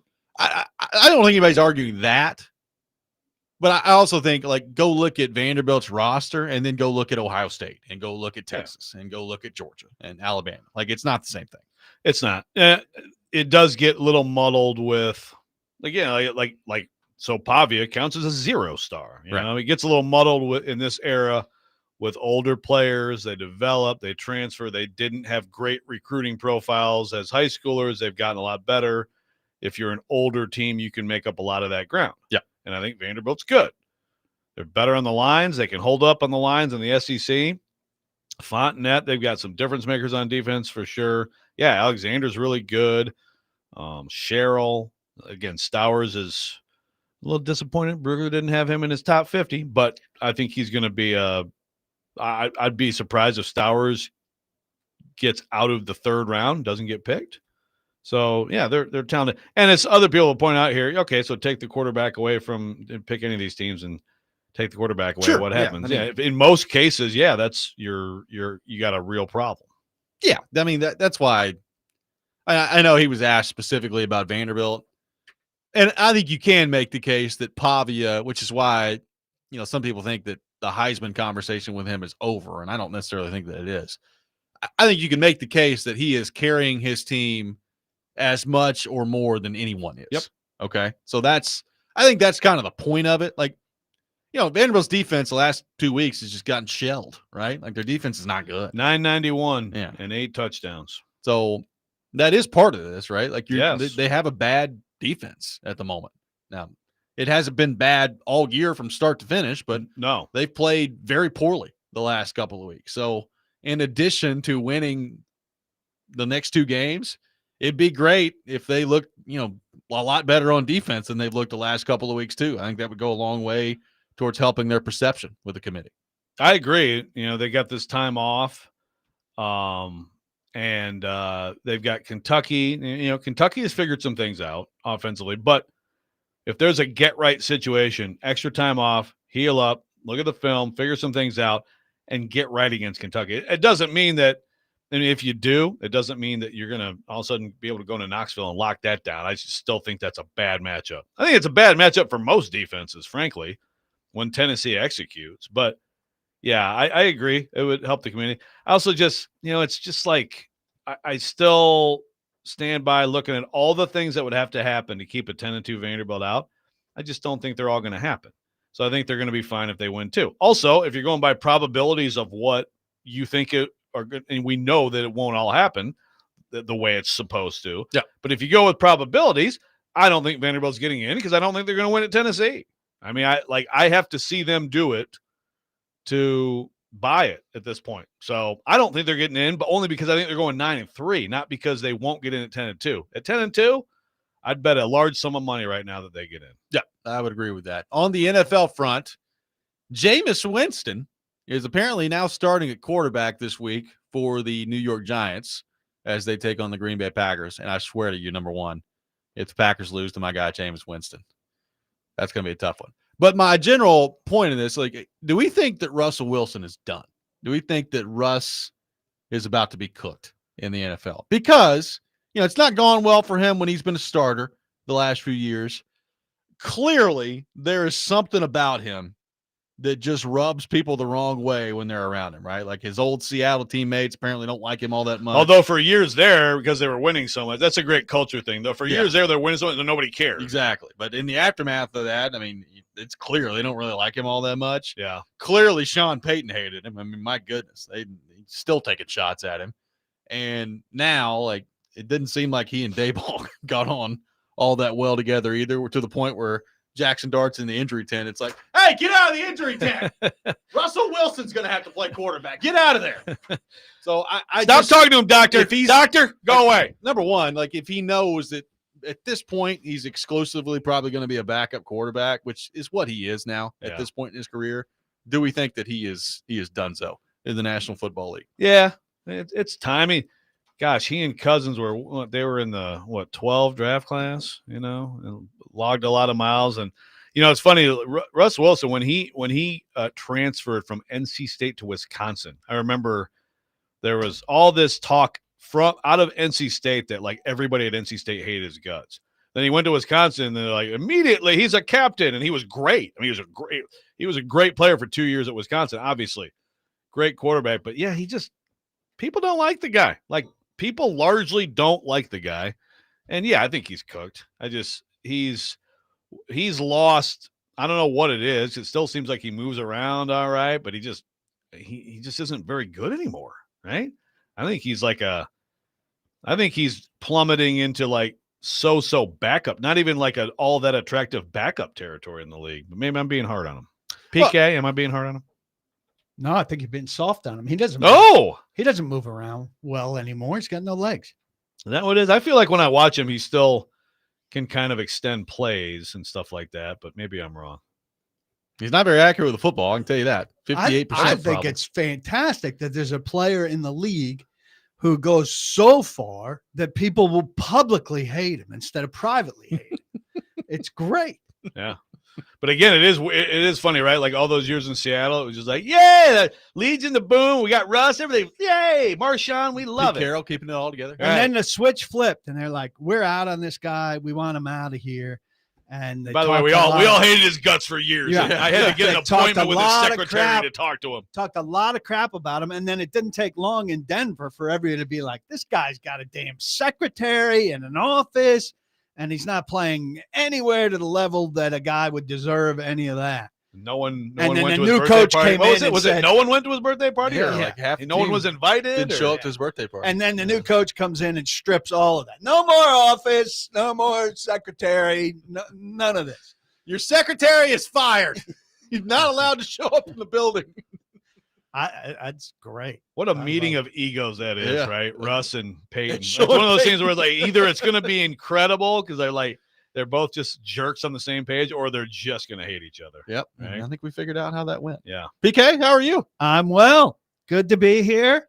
Good to be back in the swing of things. Can't wait to finish out this season. Oh, yeah. A lot of good football left to be played. Fired up to see Lot what of good football. they've got left in them. We will get into that with Paul Kuharsky throughout the remainder of the show. We got the Rex Rant with Joe Rexrode coming up next. A lot of your thoughts to get to as well on the text line. Keep them coming. This is Robby and Rexrode, 102.5 The Game.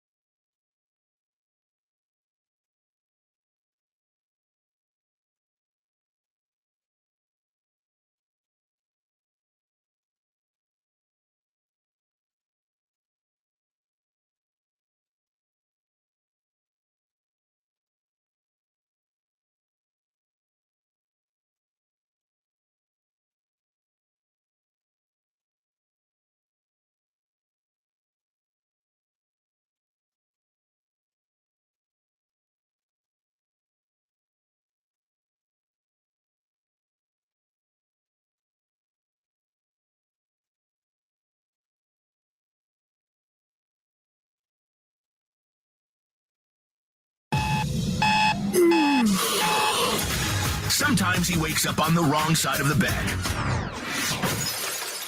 And sometimes he's just, well, Joe. Awkward moment. Let's do it. This is the Rex Rant, now on Robby and Rexrode. You can't stay away from shellfish, meat, and meat. How But far not up his that- ass are you, not Paul?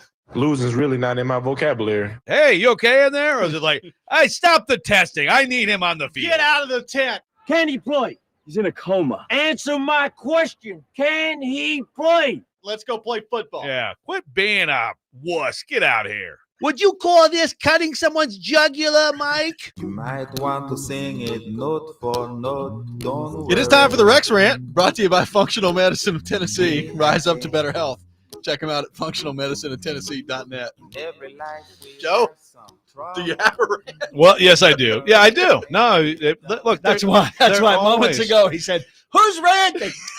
I want to give you an opportunity. Who's ranting?" I'd like you to have an opportunity. I I'd said, like you, "It's called the Rex Rant." I think it defaults to you unless there's pre-arrangement. which is fine, and I can rant. You know why I can rant? Because let's see, what time was this? This was at 7:35 a.m. today. Okay. Okay. I So think I know this where was you're going. 11 minutes ago. That's Today, when he found his rant. what I did. I mean, I can find one in every word you say if you want me to. No, How about my rant is me slapping you? he found his rant Violence 1 minute ago. comes down to violence. Yeah, it might. Sometimes it does need to be violence. Okay. Sometimes that's the answer. Kids, don't listen to me. So, what were our topics today, So Robby? far, it's great. Shut up, Paul. What were our topics today? So our topics today have been Vanderbilt, Pavia, College the college football football playoffs. playoffs. It is Who the indeed. Titans should Stall, keep? stall. Shut up.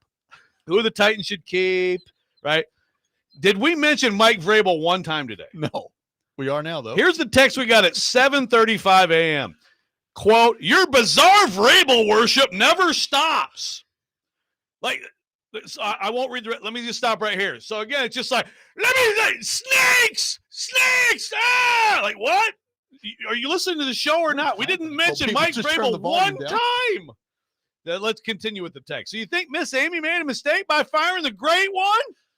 Say she kept him even after 2 straight disaster seasons. Would she stick with him after last season? Blah, blah, blah, blah. Just keep Vrabel forever and ever, no matter what. I'm not following your logic. End quote. We weren't talking about him today at all. Who's the snakes? Paul? Not what. Well, it's like if you just randomly yell something into the sky, you know? I mean, like what? You definitely yelled. But let me Faux take this. outrage happening. There's no faux outrage. You're outraging me, mother farter. Shut up. Wow, that was so close. nervous. That was close. So So close. Heart drops every time. Get close every time. But Hope seriously, the radio skipped on that one. but let me just take this to a bigger thing. Do we worship Vrabel on this show? I feel like I rip him all the time when we talk about him. Do we I mean, is saying that Amy made a mistake firing him worshiping Vrabel? I know PK kind of worships I'm a pretty him. big fan. You're kind of a Vrabel worshiper. And it's getting So- bigger and bigger. The guys are doing the Turns hell of out a he's job. a good coach. I mean, I don't know what. Yeah, he's a good coach. Some people Like, say- that's fine. Well, there are some Titans fans who think that, like, if you say anything good about him, that you're just an idiot. Like the guy, he was 6-18 here the last 2 years, or the last year and a half of his tenure here. What would have been better, sticking it out with Vrabel or going through what you went through with Callahan? I'll Yeah. vote for the sticking with Vrabel 10 times out of 10. Yeah, I agree. Okay, here's the So new admitting that sometimes, I guess, is Vrabel worship. Yeah, it's insane. I mean, again, if we are talking about Vrabel or whatever, and whatever we're saying about Vrabel, even if we're ripping him, and you want to come in and say, I'm sick of the Vrabel talk. Okay, sure. If we don't mention his name at all on the show, and then you start screaming, I don't care, Paul. I'm going to yell, and you're going to listen to it. Then, I mean, I have a problem with that. This texter says, the texter's right. You all talk about Vrabel a lot. Well, the guy did coach here for a long time. It was a really dumb firing, and he might be the NFL coach of the year, and he's 8-2. Like, I'm sorry. Like, is this a topic we need to completely? By the way, you're 1-8. Yeah. Like, I mean, what should we replace it with? Should we talk a little bit more X's and O's this week on the Titans Day? We got PK in studio. Should we get a little bit more of the X's and O's? Oh, yeah. Let's talk about the third down matchup here, PK. Yeah. What is do the you think? next circumference Davis Mills has? I mean, it doesn't have to be Vrabel talk, but I mean, we're talking generally about the failures of this team And if you're talking about the failures of this team, it's hard not to look at a team that's looks like it's going to be very highly seeded in the AFC as compared to you in contention again for the number 1 pick. It's part of the story. Sorry. It's funny that I actually brought this up with the ultimate Vrabel worshiper right next to us, actually. But again, I didn't bring it up. I mean, it's wild to me that, I mean, this is a new one. I think it could be brought up legitimately weekly. Yeah. No, I agree. I agree. Now we had not talked about it today, but if we thank we you can get for, into it, for opening the door. Now we have talked about it. He is 8-2. Yeah, so anyway, let's talk about Vrabel. I will say, Nate, as Nate points out, I have to get better about doing what Robby does. You know, when I scream like that, back away. Yeah, just back up. Robbie's really good about backing up and then not hurting the listeners' ears. But I kind of still feel okay about it because it hurt your ears specifically. So Julio says, I mean, you covered Bucks-Pats game on Monday morning with very little Titans connection on Nashville radio. Newsflash, guys. The Titans didn't play this last weekend. They did not play football. And that was a significant win. I mean, that was a significant matchup. Didn't we all think going in that the team that won that game was going to legitimize itself to a new degree? I thought that would be a stumbling block for New England. And it wasn't much of a stumbling block for New England. Yeah, I'm sorry we didn't break down the Titans on Monday morning after not having played a game. Yeah. Adam in Portland says, Joe hasn't been a Vrabel guy since he was mean to him about his ridiculous hands. I got your back, Joe. Here is, and all, it's funny, but in all seriousness, like if we're going to go, you know, let's go with personal feelings, okay? Amy Adams Strunk, my personal dealings with her, nothing great. I've approached her before. I'm surprised you could remember that so far long ago. Yeah, thank you. I mean, she willing to talk. I've approached her. Even when people tried to keep her away from me, she was great. Talked to her for a story, you know, about like former. I personally have zero issue with it. Vrabel, sometimes I think he's a big turd, and I'd like to kick his ass. I can't. He'd destroy me. But like I have disliked him at times personally. Like, shut up, dude. Like, get over yourself. So but you're dealing with him on a daily basis. You're dealing with her on an annual basis. Yes, but the point is, Vrabel's good. He's 8-2. He's your former coach. It's going to be a topic. Amy has been a bad owner, so we talk about how she's a bad. This is not about personal stuff, okay? Look, I've formed this conclusion more recently in another conversation about Vrabel, and go ahead and say that I'm a worshiper if you want. Mike Vrabel, to me, I've come to this conclusion recently about my feelings about Mike Vrabel. He energizes in some way everybody he comes into contact with. Right? I think he energizes the janitor in the hallway who he gets to know and asks about his kid's baseball game and all of that. He energizes the players who sell out for him, and energizes in a different way the player who doesn't show up for him, right? He energizes the media, sometimes in a positive way and sometimes in a negative way. But there's a charge now he's just there. A media darling. But listen, if you're in a press conference with Mike Vrabel, you've got energy going into that press conference. If you're going into a press conference with Mike McCoy, I knew we were going to take this to Mike McCoy. You're absolutely dreading it. There is no chance of anything happening in that room. This turns into a Mike McCoy rip. If you go into a press conference with Mike Vrabel, there's always a chance of something happening, right? Sure. There's never a chance of something happening with Mike McCoy. And never. By the way, and I just think that I like being around somebody that energizes. Well, why don't you get in there and piss him off? Come on, you got the you have the potential. Yeah, I pissed him off, but he's not really piss offable. He's a flat line guy. So the coma thing was actually a very fitting intro to this rant.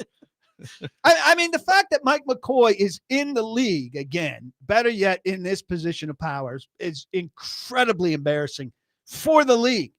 For the league. There we go. By the way, to swing this back around to the Titans, and you can leave the Vrabel part out of this if you want to. But does it not strike us that, you know, Mike Borgonzi last week didn't really want to talk about the coaching search at all? The one thing he did talk about, though, was, you know what? We really need a leader around here. We sure do. Need a leader. Needs to connect. He and I need to connect. I mean, doesn't that kind of tell you something? No. They're now searching for what they have. Yeah, they were. Yeah, they're searching for a Vrabel-like person. Yeah. Who fits that description the most of the candidates out there? Robert Saleh. I think so too. Is that your guy? I think so too. I think he's becoming my guy. Oh. Will you worship him like you worship Vrabel? I don't know. I don't know. We'll find out. And I don't worship You're a Vrabel. hell of a brown noser. We'll find out. Yeah, hell of a brown noser. I got in those press conferences and I brown nosed like crazy, and then he yelled at me. That's a hell of a response to Good to great. Did you go good to great? Just because you cherry pick all the times that he yelled at you doesn't minimize that he yelled at me more. Mostly because I was there every day, unlike you, who came and cherry picked when you got yelled at. He yelled at Glennon a pretty good Talk amount, it too. through. Talk it through, Paul. Like Make yourself feel better. Glennon took his fair share of, especially because it's Glennon. I know. Well, I know. the Glennon that we leave behind. Stuff. Vrabel's stuff with Glennon was weird. Like, calm down. Well, dude. Glennon, who was it that they claimed off waivers? The linebacker from Houston, Cunningham. Cunningham, Zach Cunningham. Now, Glennon did the asking about Cunningham, even when Vrabel said, "I'm not taking any questions about Cunningham." But then I did the hollering at Vrabel when he walked away. You did. It was a great. It was a. I mean, it was a. I mean, that was a great Real mature Friday afternoon. If ever there was a moment where you guys were the two guys in the Muppets balcony, it was that Stadler and moment. Waldorf. Bob in Mount Juliet says, and Joe just stood there. Yeah, I don't think I was there that day. Oh, you know an awful lot about it for a guy that wasn't there. That was good. There's a great reporter watching on TV. It was good. Hey, I footage. could just report this sitting and watching. Yeah, was I ever I a could Titans just beat sit and writer? watch. Was I ever a Titans beat writer? No. So shut up. All right, Bob in Mount Juliet says, "Good Lord, Paul, zip your pants up for Vrabel. He might energize the janitor, but he couldn't energize Andre Dillard, could he?" That's a good point, sucked. Bob. Andre Dillard sucked. He did. They brought him in and they found out he sucked. So and it's he sucked. never Vrabel's fault. That's totally, Nothing is ever Vrabel's fault, according to Paul Kuharsky. That's totally Great Vrabel's job. fault. That's totally Vrabel's fault. Andre Dillard, that they took a flyer on Andre Dillard and he didn't work out. I'm allowed to like a coach. I hate everybody. I like this guy. I love him, and I'm not going to stop loving him. Well, didn't expect the rant to go that way. I mean, never know. Anybody that's thinking this team is better off because they fired Mike Vrabel, if you're still on that mountaintop screaming that, you're an idiot. We'll have one more. We must. We'll have more coming up. We needed to endure Brian Callahan. That's the path. Go ahead. Call in. Carthon, Callahan, keep them coming. More Brinker. Paul Kuharsky with us the next hour. We'll get into all things Titans with him. Robby and Rexrode, 102.5 The Game.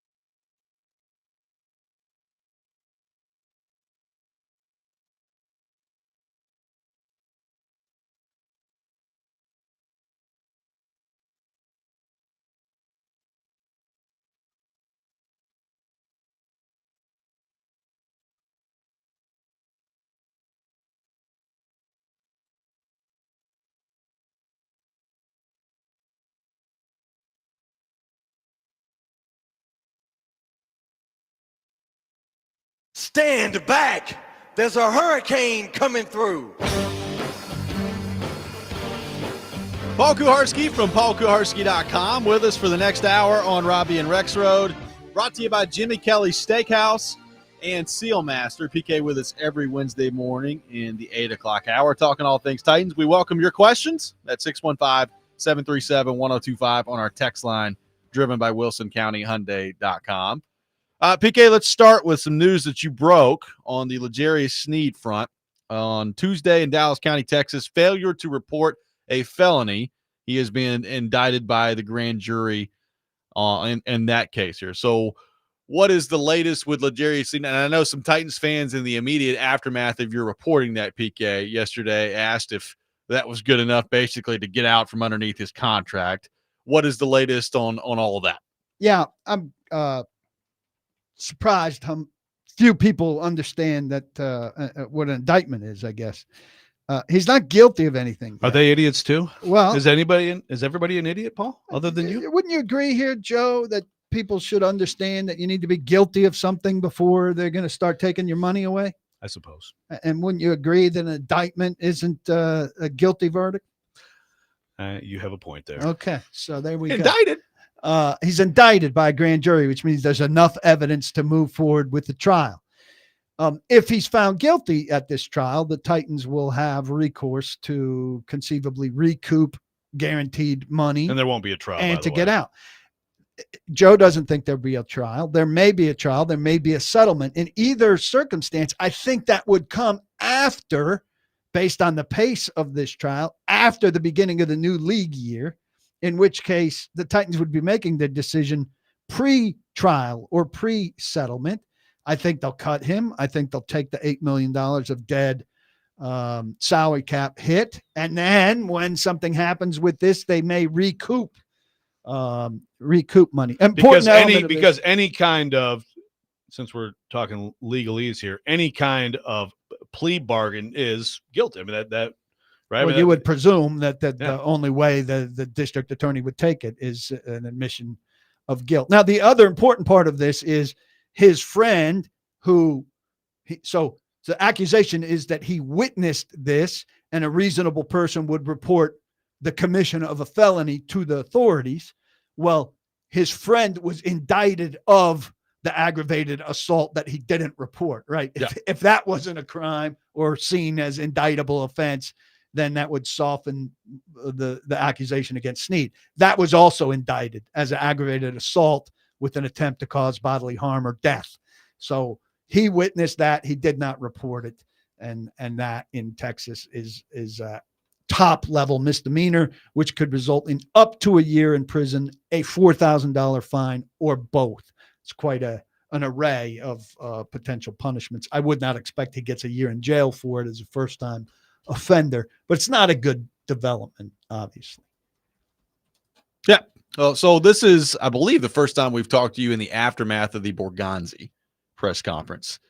What did you make overall of what he had to say and kind of how he came out of it? I think it was a good press conference in that he was straightforward and we didn't come out of there with a lot of mysteries or, wow, he really tap dance around this, or, there was more clarity on Brownlee.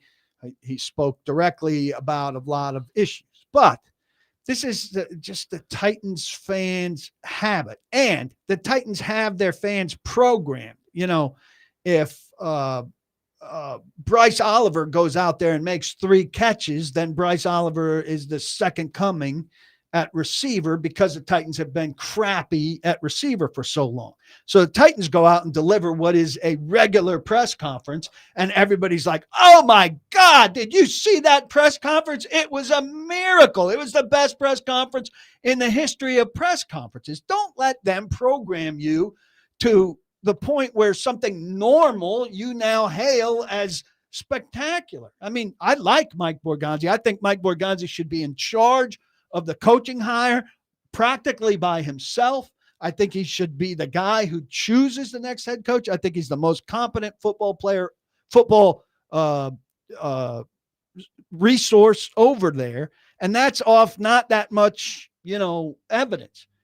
But let's not go crazy over him doing something normal. Hey, man, this That fan gives them- base is down bad, okay? I Like, come know. on. Yeah. But you're Like, giving let them have something. You're giving them too much credit for doing something that teams do all the time. And that babies them, that gives them a crutch. Say, hey, that was good. That should be the standard. Let's see that on a regular basis, not throw a parade for the guy. I mean, he did his job. Hooray. Now let's continue to do our job. Where was the parade? Like on Facebook or something? On Facebook, A lot of on text phone answer. calls to the station, on Twitter, all over the place. It was like, wow. I mean, come on. Yeah, let them have a little, let them have a little fun. Yeah, positive PK over there. Best press conference ever. I mean, yeah, first of all, you're struck, or at least I was, by, boy, sure is a lot better to not have Brinker there. Yep. And just in part because I think Borgonzi is deferring, or, it's kind of like, Mike, do you have any thoughts on this? Yeah, it's which I think that they should now just do, right? The personnel situation, just have Borgonzi talk. Agree. Brinker. But I think Borgonzi's been reluctant. Yeah. I'll say that. I mean, people think like Brinker's forced himself out there. I think Brinker has, to a degree, done it because he's felt like he's had to do it. Okay. So you think Borgonzi was up there against his will the other day? No, I think it was he prepared for it and he was willing to do it and he understood it was his time to do it. But given a choice between doing it and not doing it, he'd rather not do it. I thought it was a different approach from Borgonzi from the standpoint of most of the time when I've heard him talk to this point, it's been just, begrudging. Your canned answers of let's just get in and out of here without saying anything. Yeah. And I thought he was pretty intentional to be, he's never going to get up there and say everything, but I thought he was pretty intentional in terms of now is probably not the time with the fan base at 1-8 being what they are to get up here and dance around stuff all the time. Well, that's a good point. But also it's never the time with the fan base, so learn from that. It's not just that in times of duress, you should be a little bit more revealing. Go ahead. He did nothing to hurt himself or to compromise anything, but he actually gave some answers and some insight on how he's do that every time. That's right. Very simple. And he won a lot of people over, which is great. I mean, and I think as I've said, to a remarkable degree based on the feedback I got. So more power to him. But I mean, look, I'll say it again. He's the best football executive they have over there. If you're going to have faith in anybody, let it be him. But again, and I've said this before, you can be like, I like the guy and I feel good about the guy. Let's not jump to let Mike cook or, in Mike we trust. You don't have to go all the way. Berserker. Let's not jump to the. Thank you. You got that ready at all times. I love it. Can you leave that? Can you leave that like on the board while you go to the bathroom or something? And so you can delete it. Like where I could delete it. Yeah, I'm sure you'd be able to work this system just fine. Just show what's your problem with what's your problem with Berserker, man? You should have seen these two in the break trying to get Joe's cursor figured out. I'm sure that they'd figure out that board. Joe said he needed a bigger pointer, so I gave him a bigger pointer, and then he said, "Oh, that's not what I need." I mean, so now he's got a pointer that's the size of my mom. Look at this freaking arrow now that I have on my computer. Look at that thing. What he asked for.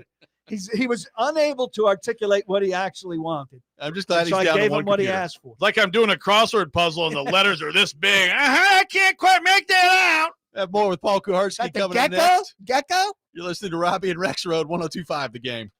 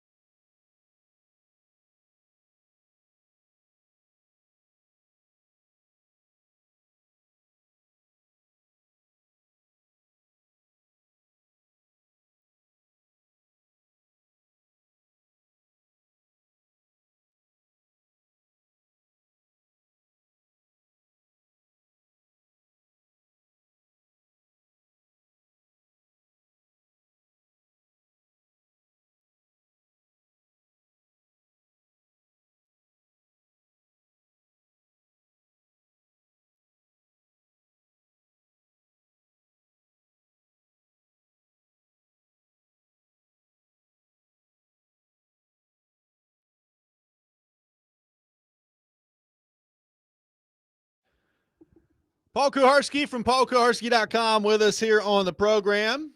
Does an outstanding job covering the Tennessee Titans. Longtime staple in Nashville radio. And now a member of our IT team, getting Rexrode situated with his new laptop over there as well. Oh, you scroll with 2 fingers on the track. He actually did just help me. This you may have improved my life. You're welcome. I hate you a little less right at this moment. That's Joe's way of saying thank you. Yeah. I love you. Yeah. Very much. I love you too, Joe. I not hate you totally. Yeah. Cam Ward, 57.6% completion percentage through 9 games, 1,760 yards, 6 an attempt, 5 touchdowns, 6 picks. We know their roster is awful. The help that he's got is awful. You got an interim head coach now. The offensive line has been very hit or miss so far this year. So in the second half of the year here, PK, what's the number one thing you're looking at with Cam Ward that you want to see? Because we all know wins are not going to be coming with any sort of regularity. But what's the number one thing you're looking to see improvement-wise from Cam Ward the rest of the way? It's a really good question. I mean, Thank you. I think he's got to start hitting the easy stuff more easily. That sounds crazy. But it's just not consistent enough. It's not reliable enough. He talks about it every week. He'll talk about it again today. They talk about it. This footwork stuff, though, that goes into a lot of that, the mechanical stuff, I just don't think that, and I'm writing about this. This will be out tomorrow. There's just not enough time built into what they do on a weekly basis for him to make significant strides at that. And the new coach is going to come in, and the nuances of it will probably be different, what he's asked to do, and it needs to be an intensive thing in the off season. And there'll be significantly more time. First, for him to work with whoever he's working with, who will hopefully take guidance from the Titans' new coaches. And then in OTAs and all of that, where you have, hours per day that you can work with a guy where he's not allowed to do a lot of the other stuff, but you can work with him on that, as opposed to these short spurts during practice where you're working on much bigger game plan stuff. But it seems so counterintuitive that these little things are throwing him off on 2nd and 6 passes. And that's one of the things that's killing them. Their third down percentage is horrific. And I think they've crossed midfield 20 times with no points. And it's just that ties directly into the third down thing, but it's a ridiculous stat. I argued earlier that I think J.C. Latham is one of the most important individual storylines of the rest of the year. And I would also say if he's able to find his footing, maybe you solidify the offensive line, maybe you run the ball better, maybe you give Cam better conditions for him to actually progress and be able to, to do his job more easily. Where do you think Latham is right now? I think, he's gotten steadily better since he came back from the hip. This is a hell of a test with 2 good pass rushers in Hunter and Anderson, who they didn't, I don't think do great against first time through. Houston's feeling awfully good about itself after that comeback win. I don't know what Stroud's status is going to be here. If he recovers from the concussion, they're completely capable of going out and losing to Davis Mills. They're capable of losing to anybody, obviously, right now. And Houston all of a sudden is, that was a massive game, Jacksonville, Houston, in terms of second place in this division right now. Latham, I agree on the pass protection and getting the running game going. I want to see more Spears than Pollard. Pollard was pretty good in that last game, but that's a 10-carry game. I think Pollard could give you that in a 10-carry game, but I think we're past the point of looking for Pollard to deliver, a big game on 18 or 22 carries. And I don't think anybody wants to see that anymore. It's got to be very much a split up effort. Yeah. But you just have to, I agree. But you have to run it. You have to run it better. They should be able to, I think. It should be able to, but you've got to be in contact on the scoreboard in order to keep running it. And how much running it are they doing, mid third quarter on, based on scoreboard situations? And then in the fourth quarter where people run away from them, it becomes a non-option.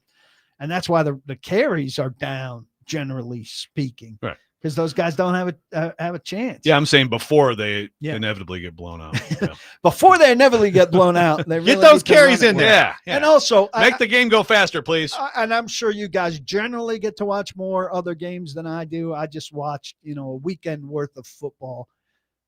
And they keep talking about the difficulties of getting your hands on people and blocking early because of the way the game's officiated now and the rules. So many teams are not having problems with this. I mean, I'm watching teams throw these screens where a guy not only has people in front of him, he's got people to the left of him and to the right of him, and he is running down a corridor of blockers and gaining 25, 35, 45 yards on screens, and the Titans are just not capable of it. Now, on the one hand, I want them to give up on it because they cannot do it. On the other hand, not having that as part of your offense in the NFL circa 2025 just takes away a whole giant element of what people are doing to gain chunks of yards. And it makes you so less multidimensional. It's a killer. But teams are doing it so well around the league. You see 2 or 3 of them in a game that are field flippers that Titans are incapable of. So Mike Herndon put together a piece earlier this week on your site talking about the plan that they've laid out with Borgonzi and the path forward, and can they stick to that? And he brought up a bunch of different things in there. One of them is Calvin Ridley. And Calvin Ridley, as we know, has been hurt, been very up and down in his time with the Titans. Do you expect, is it a foregone conclusion in your mind that they're moving on from him at the end of the year? I don't have the money in front of me, but I would imagine so. Yes. I think I envision them being able to trade out of their spot. Some of those teams directly behind them are quarterback needy. If they get the number 1 pick, they should be able to do what they did, the year after drafting Marcus. And get out of there for a pretty good thing. And then if you have 3 picks in the top 35, say, or something like that, you should be able to get yourself edge rusher, cornerback, and receiver. Yep. And that receiver needs to be, the talk is, Braden Gall, who's my number 1, look at what's going on in college guy, is talking about, they're not otherworldly receivers, but you could get yourself a Jackson Smith and Jigba type or an Egbuka type. Well, those guys to me are transformative receivers if you put them in Tennessee. If you could have one of those, a guy that's like one of those 2 guys on this team over Calvin Ridley, those guys, Jigba especially, Egbuka, especially, I've had him on my fantasy team. He's a transformative guy. If you could drop him in and he could do what he's done for Tampa Bay this year, give me that guy with DK and Isle Manor in year 2, and I'd feel pretty comfortable. Go get a veteran on top of that for a 4-pack. Bang. You'd be somewhere with your wide receiver core. By the way, now you got to keep them healthy. According to Herndon, they'd save $13.7 million in cap space if they release Ridley. Look, and all that's bonus money. I mean, they're already in terrific position money-wise. So then if you're saving that, that offsets Snead costs you $8 million. So you between the 2 of them, you'd be saving $5 million. Bonus. Your cap concerns are minimal at this stage, given how much cap money you're set to have. Are we talking draft? It was a little bit of draft. Kind of. Got to be careful. 615. I mean, look, I talked about types they need, not who they should go get. Your thoughts on Ruben Bain. 615-737-1025. Our phone number. More your thoughts to get to on the Titans front. 30 more minutes with PK. Robby and Rexrode, 1025 The Game.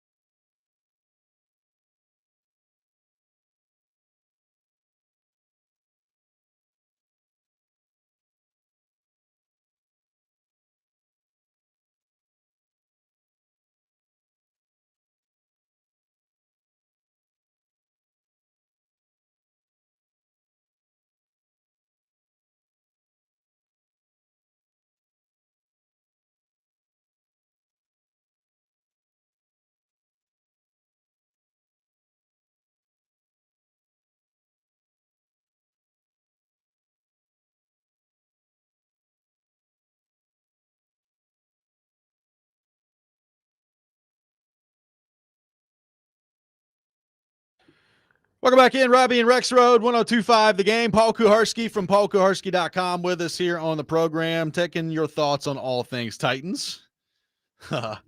Will on Music Row asking, PK, do you think Pollard replacing Henry is better or worse than Didi Gregorius replacing Derek Jeter?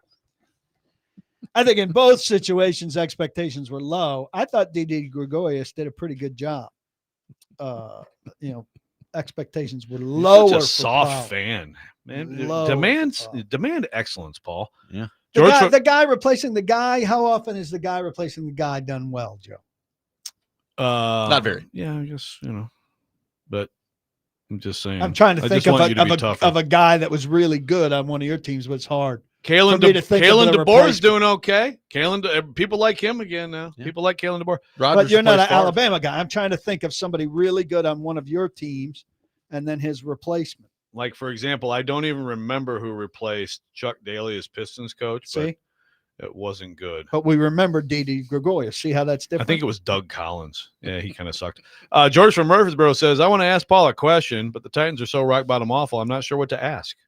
I guess my question for PK is, did the Titans make a mistake in drafting Cam Ward? And somebody else also asked you, is Cam Ward better than Will Levis? Well, it's too early to say.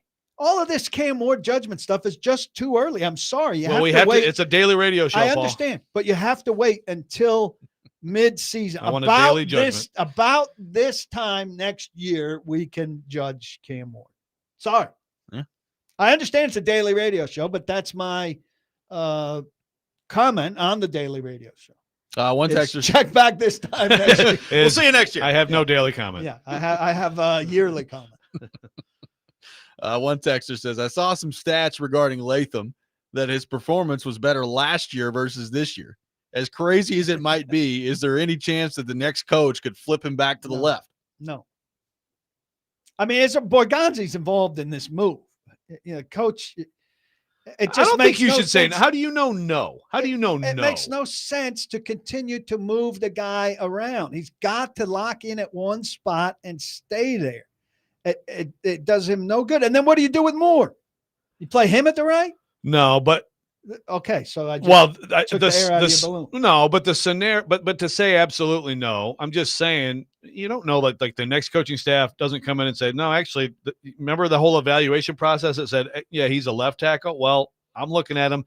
He's better than Dan Moore at left tackle. And whatever, we drafted in the 5th round this guy who can only play right. You know what I mean? You don't know how things are going to work out.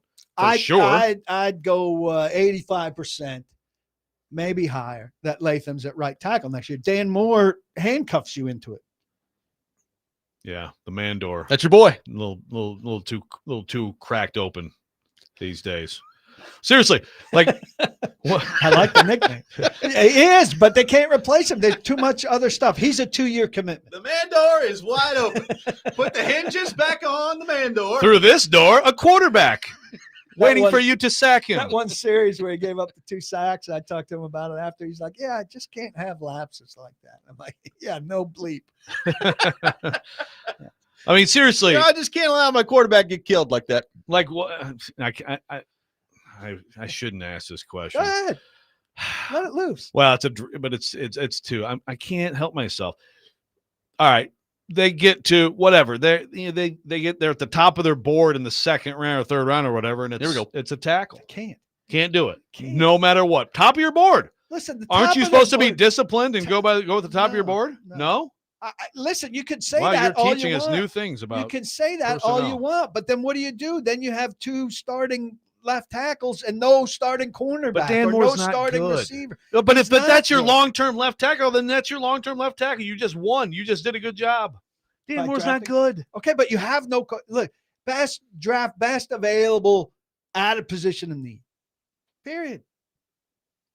I mean, that's fine. You draft there are plenty tackle. of NFL successful GMs who would dunk on what you just said. They say they dunk on it, and then they do what I say, which is draft best available position of need. Because what are you going to do with Dan Moore? Then he's your swing tackle? That's about what he should be. I agree. But then you have not spent a value pick on the 3 positions that we keep talking about where you must have someone. But if you, but You've got a functional body. But if at you left tackle. believe, but if your evaluation is that is a better football player than that guy, then you take the better football player. It's still a position of need. It is absolutely a position of need. There's no position of the Tennessee Titans that's not a position of need other than quarterback. Agree. And there are some people that debate that. Yeah. And that's TBD. Agree. But if you look at the depth chart and there's no name at corner and there's no name at edge and there's no name at wide receiver 1 and there's Dan Moore at left tackle, it's got to be hard. That's loser GM. To take the left tackle. Loser GM. You suck as a GM. I do suck as a GM, but I'm going to take people at places where there is no one. All right, that's enough draft. Rexrode can't help himself. Talk about the draft. I know. I'm sorry. Let's head back to our phone line. Welcome in Trey to the program. Trey, good morning. Thank you for calling in. Good morning, guys. How y'all doing? Good, buddy. Hey, I just wanted to say that, I know PK think that Cam Ward, why we have to wait to next year to say, okay, Cam isn't good enough. You ever been around a baby? No, I understand that. But when you enter the NFL, you need a set standard minimum of ability. Okay, so you would have been done with Peyton Manning. Well, good job. Hall of Famer, you're done with him year one. Excellent evaluation. I'm talking about today.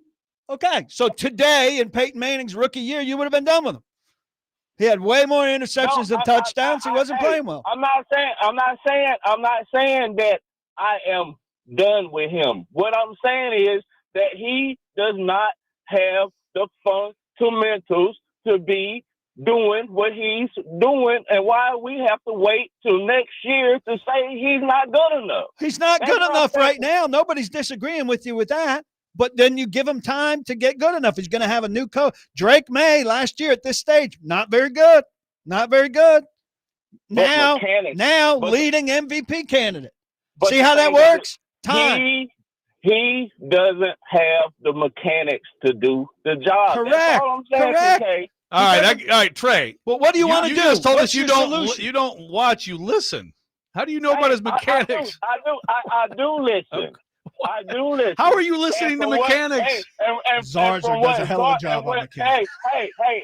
And what Zarzer is showing me is that Cam does not have the ability to be in this position. This guy must be the ultimate wordsmith of all wordsmiths. Let's stick with him now. What do you want them to do then?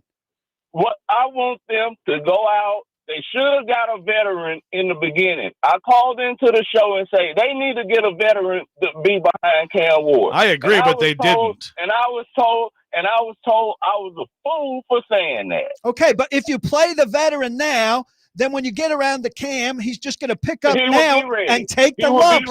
He's going to be ready from running the scout team. He's going to be ready for Jordan Love had 4 years. Nobody's getting 4 years on the bench, man. That's an unusual thing. That's an outlier. Quarterbacks today, they get put in the lineup, they take their lumps, and you see if they make it through it or not. That's what they're doing. But can we say though, Cam Ward is physically challenged right now? Can we say that?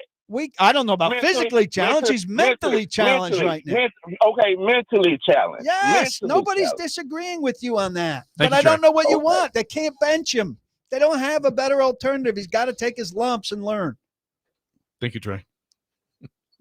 The guy is Trey gone? Shout out to Taylor. You hung up on Trey before he could say he loves mixing up PK. sound and I think he was on enough. He's saying I see when he hears, and he's saying he hears when he sees. I don't know. I got it. I need Zarzer. Good job. Zarzer must be absolutely just crafting.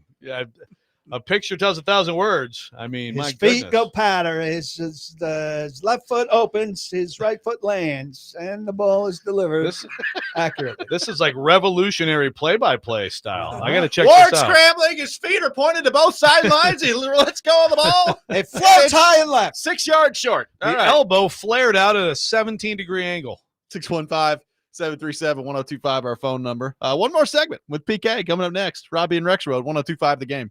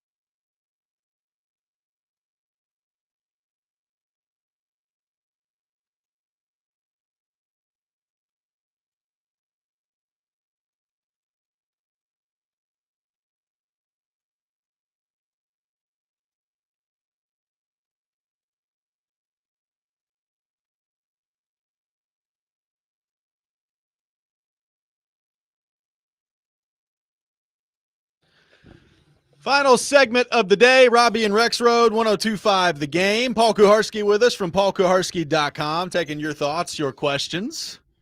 Cody says, it seems to me that Borgonzi is banking on Cam Ward's mental makeup more than anything to get him through the mud and be fine on the other side of it until he can get the pieces around him. Do you guys agree with that strategy? This is from Cody on the text line. Banking on his mental makeup, but banking on him all around to get them through. No, I mean, everybody together has to get them through. Cam has to grow at a sufficient pace. But I mean, they're banking on Cam Ward to be a good starting quarterback in sufficient time. What do you got over there, Robby? Just Johnny B on Twitter said, let Borgonzi bake. And maybe where we need to go. Exactly. By the way, I have an answer for you. You want me to give you the answer, Robby? Yeah. So the Arkansas fans going Cougar. So the rumor, and this is the rumor on the message boards, is that Dabo's leaving Clemson for Arkansas. So do what? Gotta leave. I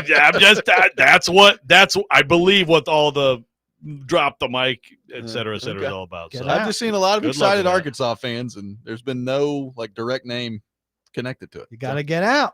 Yeah, before I think that's it. Yeah, I mean, some people do that. I mean, Dabo's not gonna get fired after this year, but I guess after this year, next year could get kind of interesting. I guess, right? Changes quick.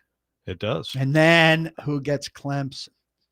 That's a good question. These are the stories that I want to read from you. Thank you. Lenny points out to you on the Peyton Manning point, which I mean is a fair. Peyton Manning is a bad example because Peyton Manning was good inside the bad. It's just Peyton Manning jump to. Yeah, Lenny does say he had 26 touchdowns that year. He also had 326 yards. completions, which was a rookie record. Completion percentage was worse than what Cam's is now, though. But I do believe that caller would have been upset with Peyton Manning, and probably been saying similar things. I'd agree. Yeah. How did Peyton Manning sound on the radio broadcast? Yeah. Yeah. Who was painting that picture? Oh, I can't think of his Bob. He got fired because he said something stupid about Peyton Manning, actually. Really? Yeah, I think so. It all comes back full circle. I mean, Trey actually he actually doesn't watch, but he is so opinionated. His footwork sucks. Oh man, should we talk about the game? They do play this week. Yeah, we got into it a little bit, but yeah, nobody let's wants do to that. preview the game. I'm just people. We've had some texts. What about some X's and O's, baby? What's going on with the game this weekend? What's the key? Mike McCoy's talking about how they got to get better on third down. Your 3 keys to the game, PK. Yeah, Bob Lamey. Okay, good. He got. It says he didn't get fired. That he retired. Oh, okay. After a controversial incident. What did he say? 2018. I'm not finding the controversial incident. Well, Manning was long gone by then. 2018, Manning was long gone. Yeah, but I still think he might have said, he used the racial slur while retelling the story to a friend. Oh, yeah. Okay. That'll do it. Thanks for bringing it up, PK. You're welcome. Good I stuff. wanted to fill out what I said. I got the name and I got the incident. We're trying to talk about the Titans and the Texans matchup. Look, here. you got to stop their pass rushers, right? Number one. There we go. If they've got a bad quarterback, a worse quarterback playing because their main quarterback has a concussion, that would be Stroud with the concussion, and it would be everybody's favorite Davis Mills as the backup. You got to hit them, but you can extend plays too. Draymond Jones was the guy who was hitting people, and he's gone now.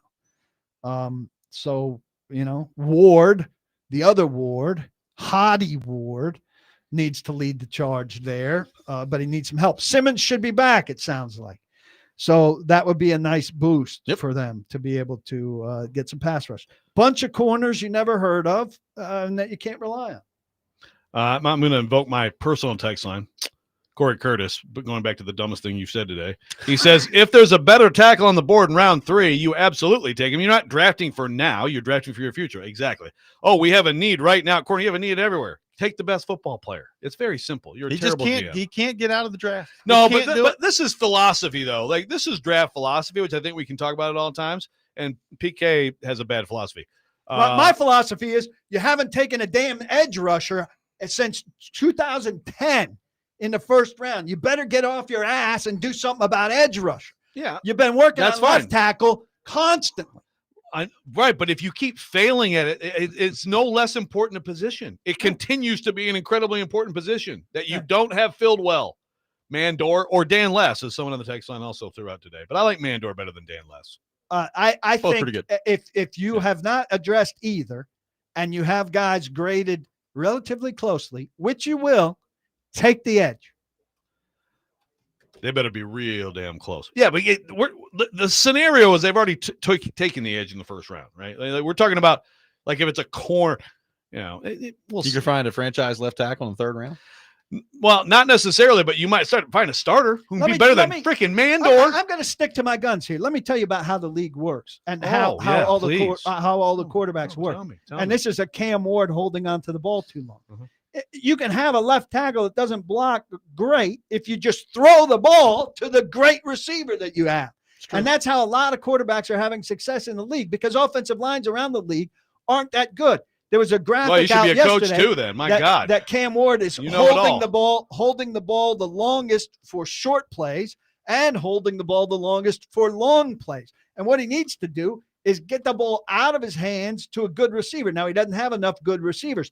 Give him one of these guys that we're talking about. He can throw the ball very quickly to that guy, which he talks about doing constantly. This makes so much sense. And things will be better. I want Get a rid wide of left receiver. tackle on it. Who needs a left tackle? Get rid of the position. I'm not saying that. Why don't you just have receivers out there play 7-on-7? I'm not just saying throw it that. right away. Oh, here's the ball. Throw it. Let's do it. Good. Somebody's quarterback. open. Look, I want them to have a left tackle too, but you guys are playing like they got 150 picks and they can fill up their roster with all of these great guys. They're going to have 3 picks worth noting.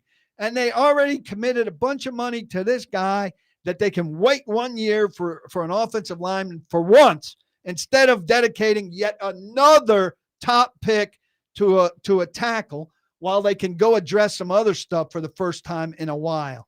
And they need an upper echelon wide receiver to give Cam Ward a chance to be what they think Cam Ward can be. Who does he love more, Vrabel or Mandor? I don't know. I can't tell. I don't like Mandor at all. Why don't you shut up and give us a Springsteen review? I thought it was a pretty good movie. Could have cut 10 minutes out of it. And, it's not for everyone. A lot about a guy's personal journey with depression. Joe Dubin will love it. There we go. Live from Key West, by the way. So those guys did a comedy show? That's what I hear. Yeah. I have not seen video. Do we have video of this? I need to Not find that it. I've seen. They did a comedy I show think they In did Florida. comedy sets. Yeah. Need to find it. to no audience. I don't know. Is there an audience? I believe there was an audience. That's Did some these type people of pay open money? mic. I don't think so. Oh, it was I think open it was mic free. night? I think Okay. it was some type of free. Even in Key West, don't block the box. Be sure to lock your lock. That does it for us today. We need video of that. On the program. Next man up with Jake Lyman coming up next. You're listening to 102.5 The Game.